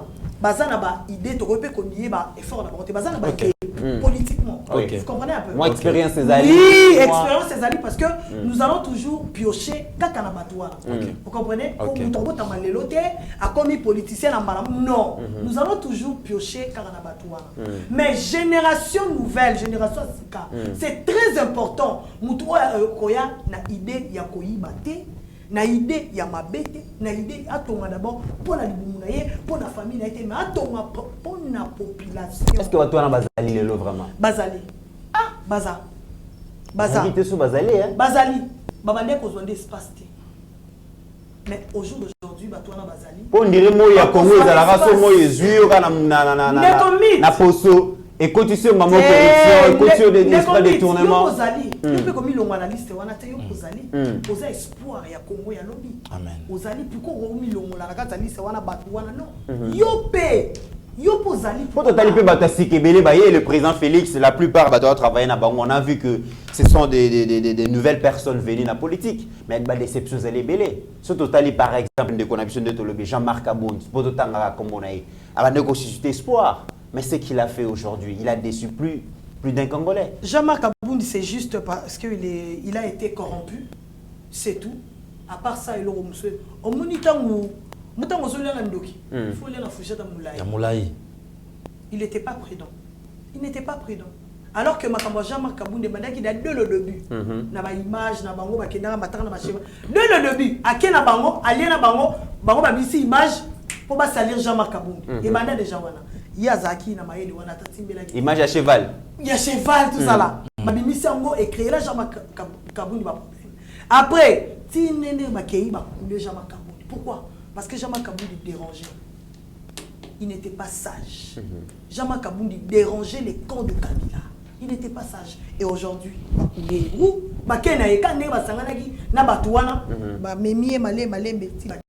mais le Congo a c'était awa Zaki.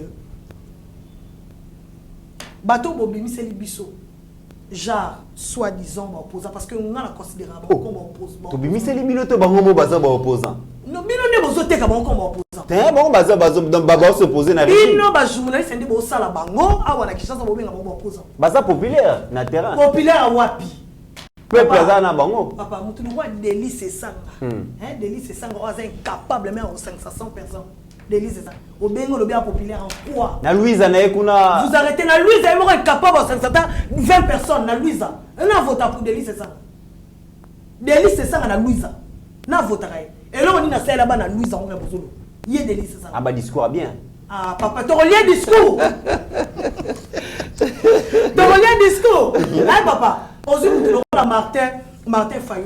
Le président élu. Il n'y a pas comme il a fait un mandat, il y a vérité des urnes. Il y a la vérité des urnes et la vérité des urnes. À combien il a fait un mandat petit? Il y a la vérité des urnes. Il n'y a pas comme il a fait un mandat. Parce que l'année prochaine, dans l'obligation, la vérité des urnes, c'est l'équipe. Moi, les vérité des urnes, ce n'est pas vérité des urnes. On m'a dit Martin Fayou, il y a diaspora. Il faut appeler ça diaspora, merci. Diaspora congolaise, c'est ça. Oui, commissaire Martin Fayou, il y a bibina bina. Il y a diaspora. Mais, diaspora, à mon niveau, quand le même diaspora va soutenir Martin Fayou, quand le bango va benga Martin Fayou. Na kabola pe binoti. Babi mabale kufa. Na yango moni to linga quel soute. Kufa. Omoni Martin Fayulu. To linga quel soute pour na yango. Ngambo na kata association na 5 mama mabale kufa. Pour nini? Tribalisme te. Ayem de la sabatu ke yaza muluba, yaza mukongo, yaza mutabandundu. Boko ko sala lesika moko te. C'est Martin Fayulu mutamwe na diaspora. Biso na diaspora zaki oyamba. Mutunyo solingi na ndaku na yo. Bisifazaka congolais. Azalaka congolais congolaise oyambi osugi ndeko na yo. Mais lelo koma ko tuna oye. Oze kolonini yo. To bande ko tuna ngote. Biso to yebaki makambo na te. Martin Fayulu muto ayela biso système wana na poto. Ah bon? Aya pona kabola poto. Ayem ta créé division dans la réalité. Fayulu. Oyo biso to vivre. Président élu. To bini to soigner na batu lelo ki camarade de Kabwana. Bozo kana li souté. Bijou azalaki camarade na bango lelo ko ba bijou wana ya muluba. Tu comprends un peu? Voilà. Camarade na ngai nazaki na ye Congo. Oh boye ba kité na batana eba ite kwa muluba. Na batana. C'est quand même grave ça. Mais tant ou Fayulu aye na diaspora. Toyebi maintenant que yaza mu Congo, yaza muluba.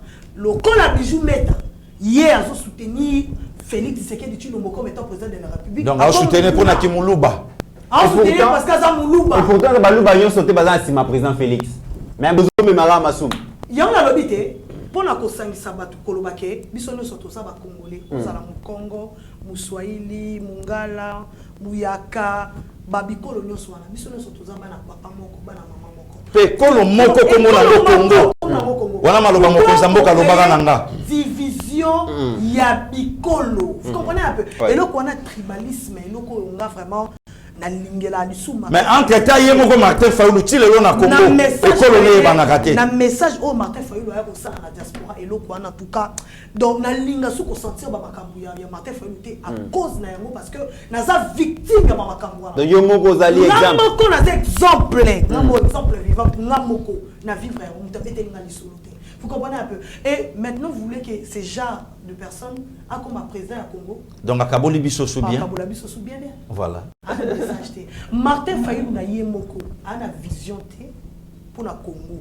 A na côté, a zappé un objectif mon côté principal pour la Congo. De même aussi avec Moïse Katumbi. Vous pensez vraiment que à quoi qu'on dirigeait Congo? Non. De même aussi avec Katumbi. Mocha Liboso, Moïse Katumbi expliquer biso vision na wezanini pour la Congo. Bon tout na yé. Maman vision Moïse Katumbi. Porte-parole na yé moto a comme la kaya ça la éclaire à olobango que toi na vision té. Allez éclaire à olobango. Mais on a sikoyo et l'équipe peuple na mato le quoi mon pépé. Olivier Kamita toi la éclaire à olobango. Donc toi na vision té. Mais bazolo ba que Félix a échoué mais il y a ça na vision té. Très bien. Vision exacté. Ma tête à pogno, ma tête à pogno. Mapon. Nous avons rigueur, nous avons stabilité à cadre macroéconomique. Nous avons instabilité, ton stabilité, il faut bien préciser. Diallo Bakabe a le meilleur premier ministre au Congo et depuis 60. Franchement, c'est n'importe quoi. Ma tête à pogno. Vision ni ma tête à pogno, ma tête à pogno. Vision ni parce que tout le monde a des bas. Ma capacité, ma communion c'est ça là déjà. Et là on est à d'ailleurs Katumbi Gutuma Bichor ba soit comme président de la République justice au sala souté ba kanga suba touté très bien donc to komaga kolia to komaga kolia na kolia to ko mutane lo ko sala teka kolia na kolia très bien kolia on a reçu qui ça que le 4 comédien de la République bati ko distraire population congolaise. Très bien. Aujourd'hui population est éveillée, bati kabiso za la concentrer nani na président Félix Tshisekedi Tshilombo parce que on ne peut pas juger quelqu'un au bout de 2 ans. Il faut laisser encore le deuxième mandat à son excellence Félix Tshisekedi Tshilombo pour que total la makambo ndenge ezokendele. Ce n'est pas aujourd'hui que bon c'est un bilan. Ce n'est pas aujourd'hui obi la zelarati le 18 ans après Kabila, va évaluer ba pesa te me baling suba zonga. Très bien. Babi non peuple donc ba ki obiso tikaki et baby mais tout ça me ba sel biso synthèse à 4 mandats. Pasteur Gili Tokomi Nasuka, le régie des Jésus réclamé qui est Rekoki en 1 minute sinon en 1 minute vraiment. Parti Est la République démocratique du Congo est arrangé depuis 2 décennies et demie à instabilité orchestrée par le Rwanda par l'entremise il y a M23.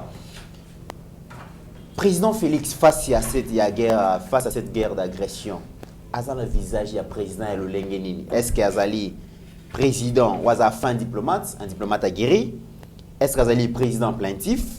Est-ce qu'Azali président hésitant, ne sachant rien faire, quoi faire, pardon, par rapport à la question Anna? Est-ce que la situation est dépassée ou soit Mokonzambo a maîtrisé la situation, a kene na yango lolenge oyo ke lobby a surtout qui saba congolais pour qui mieux kota de manière durable. Aza na visage n'est pas sérieux. Ndeko mi tango monaka boxeur a juste sentir na ye a chango anje. Et ngelo babo ce qui n'a ngana pola à cause de la ceinture na opolate.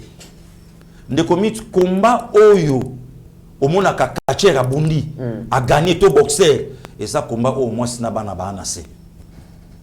Non total ango il y a pas longtemps ya motomoko. Donc moi c'est à télémé à bandolela là. Et puis si mon bas du courage, tant que je suis Makofi, il y a la Gisuka. De même aussi avec le président Félix.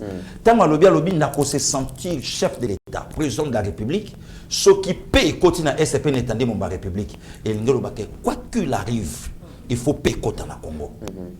C'est un président où il a maîtrisé la situation, il a levé embargo salami. Babeta solo en atte.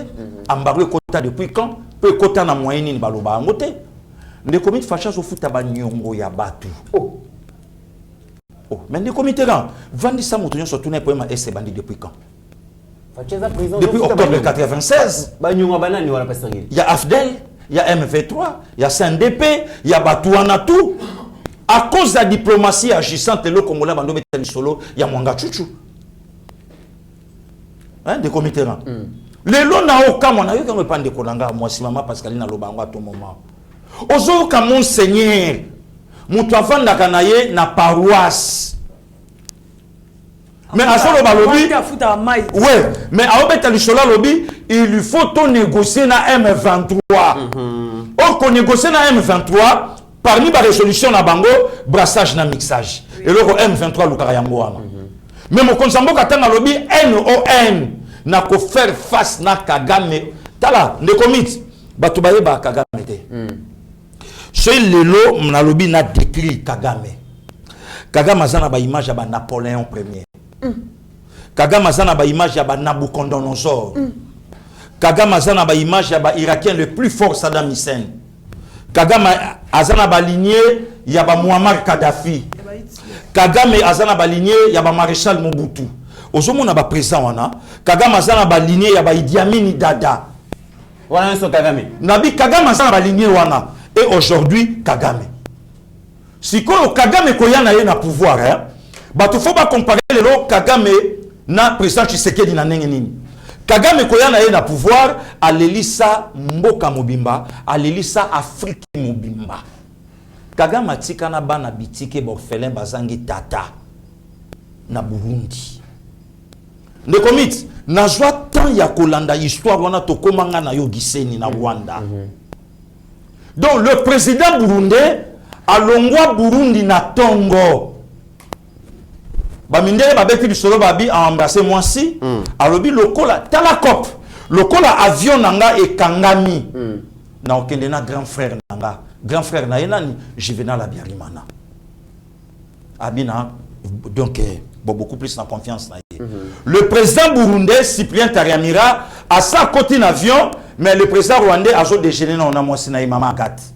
Tant que ici, tant que le président rwandais a côté avion, a mon déjà nani naye, homologue naye, bayambani bake. Bake. Et tant que zonga palais à président na Kigali et Salaki na aéroport. Mundela lobby a précisé na heure 20h30.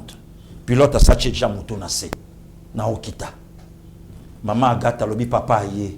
Bana babi papa avion. Non maman avion papa ya mo ekiti roquette. Roquette. Ne commit. Image au mona kala chaîne Afrique to mona. Donc mutaswa photo wana pour étendre le monde entier. C'est son fils propre biologique. Banzote koya na jardin okutango wapi. Banzoto ya bato koya na jardin. Tant que ba yebisi maman na ndaku balobi avia papa sur masasi maman lobi non papa yena na non a un avion te bakoya na président Mobutu nde moi na tanga bando tala bakor et loba nango yemoko sibitima na ke ko koya na corps à papa yango ko tumtu visage et mona na malamu pe batuni photo o itambola monde entier binga mom nakanga babe so courage na pa binga mom nakanga tala muto abongo ndenga ya na pouvoir et suka wanate Congo le la kati le Laurent Désiré Kabila c'est Paul Kagame.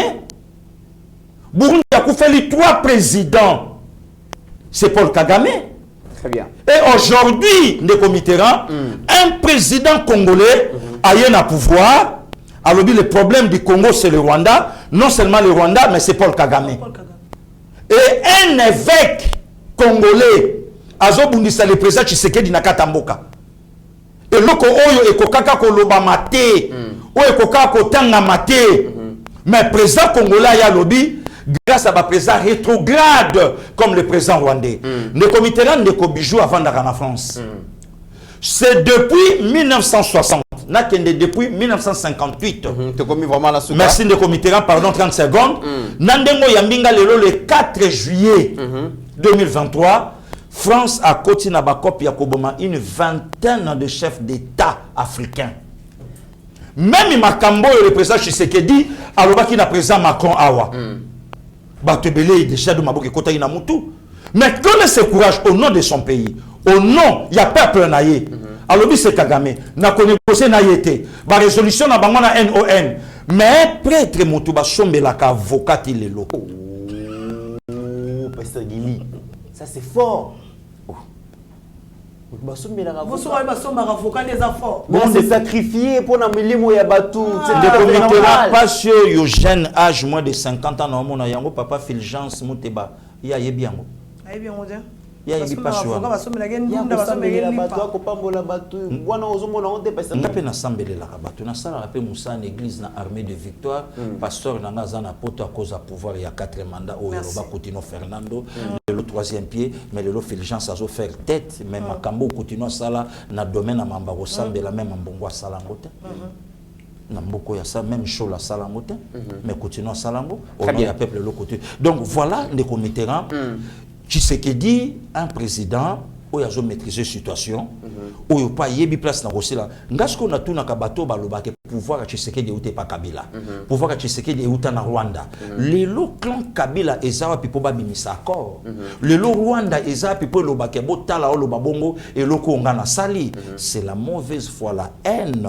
Or en réalité, le président congolais azo bunda lelo Ndeko Mitterrand pour payer écota to longwana de commit biso vanda chef d'état-major congolais rwandais de père de mer. C'est grave. Biso vanda wa moko ba vice-président de la République en charge de la défense et sécurité rwandais de père de mer. Voilà. De commit biso vanda société monene loko SNEL dirigée par un rwandais. Biso vanda société monene loko la OFIDA de Gérard d'aujourd'hui dirigée par un rwandais. Biso vanda service à renseignement ya mboka ba pesa mona un rwandais. Biso vanda selon ba corps ba bibotika ba frontière wana biso to banda kokota to banda osala musala ba carré par un rwandais. Un président congolais Koti à l'objet NON des problèmes à M23 des tata mbongo telemi des chola telemi des Fulgence Muteba telemi des bamakambo nyo telemi croyant que ba balam ya moni bible na continuer ka kusimbango c'est pas tout le monde qui m'appelle Seigneur Seigneur. Voilà. Donc soutanité mute aux la passeport pour mutakota lola. Très bien. Moi Nicole pastoral. Très bien pasteur Guili, moi Lamboka Mijumeta face à la situation et agression en République démocratique du Congo par le Rwanda. Quel visage au Blakisana Mokonza Mboka, un président qui maîtrise la situation, un président diplomate, aguerri, qui maîtrise vraiment la situation, ou un président plaintif, un président hésitant, ne sachant quoi faire. Est-ce que la situation a dépassé le chef de l'État ou est-ce la parfaite maîtrise? Et au dépassé, c'est un président qui maîtrise tout. On maîtrise Nyonso parce que comme on a Mokonza Mboka Félix Tshisekedi Tshilombo, et Tigalo Salamade, un président de la République Oyo à Koti, aux États-Unis, en plein réunion dans les Nations Unies, à Téléma Beta Lissoula, on n'est pas au Lubambo. On dit que c'est Kagame comme ça. Et ça, yo Congolais, Africain, président noir. On va soutenir Kagame. On va soutenir Kagame. Voilà. Yo bangité, au Télémi Karabo, au Bandi Koloba, on va faire des bon temps. Et tu connais ça. Ok. Mais Félix Tshisekedi Tshilombo, président de la République, à Sarayango, Batubakana, a su risqué, lobby, Bakobomae lobby. Tout Mokoza, Félix Tshisekedi, a maîtrisé totalement la situation à l'Est. La situation à l'Est, c'est ça, complicité à monter ma B, na réunion ou bazar na Kagame. Les politiciens congolais, au bazar na N, on a faut pas bimalelo comme ça. Et à malamuté. Trahison. Oui, ils ont malamuté le comme ça. Bazo linga ba bundisa, ne konabi no bazar congolais, des pères et des mères. Bozo bundisa ye, pour bozala ba lié ya Kagame. Kagame c'est un diable. C'est un diable, Kagame. C'est un démon. Kagame, c'est un sanguinaire. Wazaki frère Lobina. C'est un sanguinaire, Kagame. C'est un diable. Kagame, il joue le rôle. En fait, quand il est là, il joue le rôle de malade. Mais Zalaki frère, il y a président Félix dans les biens pouvoir. Mais frère n'a pouvoir, ne comité. Frère n'a pouvoir, bon frère dans le sang. Frère n'a pouvoir. Mais quand on a mis Makambo Simba Malamoté, à ça peut qu'aller mes frères ennemis. Ben oui. Frère ennemi. À ça peut qu'à frère, mes frères ennemis. Mais il y a quelqu'un incapable, il y a qu'à dénoncer, puisqu'il y a que Moutouana beau-frère, il y a Sansa Makila Nabana. Voilà, Kagame, c'est un diable, c'est un démon, c'est un sanguinaire, Kagame. Biso salaire, on a marché, il y a le 10 décembre 2022, tant tout déclaré par rapport à l'armée, tout ça là, tout marche. N'a pas remonté, mais souka qui biso. To souki mité matolobi, non, trop c'est trop. Moutou moroté à zone pour la cause. Il y a la République démocratique du Congo. Lui-même, le président de la République, a commis là, il y a Mokazo Lomela, il y a Congo, mais bateau nyon sobati kali, pourquoi on va faire silencieux? Pourquoi quand tout me foulait, on n'était pas le bon il y a Est. Voilà. Parce que Baza Bali a Kagame. Beau frère, naïe, beau frère. Martin Fayoulou, pourquoi Aloba quitté? Baza Bali a Kagame. Baza Bali, bateau nyon so le lo, bazo loba. Est, ce sont les alliés de Kagame. Mais politique, comment bazo ça là? Pour le bien-être de la République démocratique du Congo, ou c'est pour le bien-être de Kagame? Très bien. On peut savoir nos réponses. Vous comprenez un peu? On peut savoir nos réponses. On a toujours pour Coco sa population. Mais je sais et je crois en lui, le président de la République, Félix Tshisekedi Tshilombo. L'homme de Phoenix, à quoi il a raté? Vous comprenez un peu? À quoi il a raté? Bitumbo bango bazolo ko bango bazolo bana Félix Tshisekedi Tshilombo a parce que derrière lui azana Nzambe et pas la population na simanae. C'est le peuple qui gagne. Vous savez, au moins ceux qui peuple est télémé, peuple soutenir yo, peuple accompagner yo. Partout au Kenya a toujours réussite. Aujourd'hui le chèque de Macron, les peuple a boyi Macron. A senti il sous sentir les lots France, bazo benga na ola la te. Montezo pelakou n'a pas possible. Nini policier garçon moko 17 ans à volant. Azo kende moko des aba contrôle biso permis tout ça la moi na monika bato ba changa mobulu. Akota na voiture na la te. Ba bete masasi na mutu. Papa ba beti ba battre moi na miso ba camarade na asale le monde est dans la France. Sans beaucoup de petits bonbons boy. Par cause à un voyage, bazo ngisa ba bizonga wa. Bazo tumba tout sauf rien. Bébé lo basa. Mon côté là tiba monsieur les maires. Bon content. Batumbi babus no quand tu en Afrique quand même batumbi. Très bien. On comprend le Canada, il y a peuple, on a dit ça que président Félix Tshisekedi Tshilombo. Azana Nzambe président peuple na simana. Très bien. Mukolo peuple na bande na lobeta cité et qu'on s'est révolté. Hein, on va peuple soutenir président Fachi. Bato nyon so ba beta masolo Kagame. Bon bakatana Kagame. Très bien. Pour la Osuki ça, merci beaucoup. Dans le mot de la fin. Un mot de la fin. Merci na bato nyon so ba occasion ya ko la dabiso à travers l'émission de Papa Mitterrand na Yeba TV. Merci na équipe Mobimba ya Yeba TV. Je pense que vous allez donc voilà. C'est la première fois, mais c'est pas la dernière fois. Voilà, merci beaucoup pour l'accueil et merci également à mon frère pasteur Guili. Merci beaucoup et merci Nayope et puis Batono Sobolanda Bisso. Voilà, c'était Bijou Meta, Maman Fachi, Béton, toujours ensemble. Merci beaucoup Ndeko. Merci Ndeko Bijou Meta, pasteur Guili. Non, merci Ndeko Mite, merci quand même bande nyonso balandaki biso de partout. On est toujours ensemble. Nous c'est le boulot, nous c'est le Congo, nous c'est le travail. Otozo bundela mboka na biso potoko manango tiesika otoko manango. Donc merci aussi Nayo, merci na Mama Bijou. Toza na posa ya collaboration ya boye, ya biso na bandeko bazali banda. Ole ya kokotaka na ba n'importe quoi, yo koyan kozo bundela mboka libana nzoka ozo jouer jeu ya moyini et sans le savoir. Donc c'est un peu ça de comité. Merci. Merci, Pasteur Guili. Je rappelle que vous allez influenceur, communicateur attitré et analyste politique, mais aussi Madame Bijoumeta, Azali Bongo, journaliste et puis activiste, présidente de l'association des Mamas Fachi.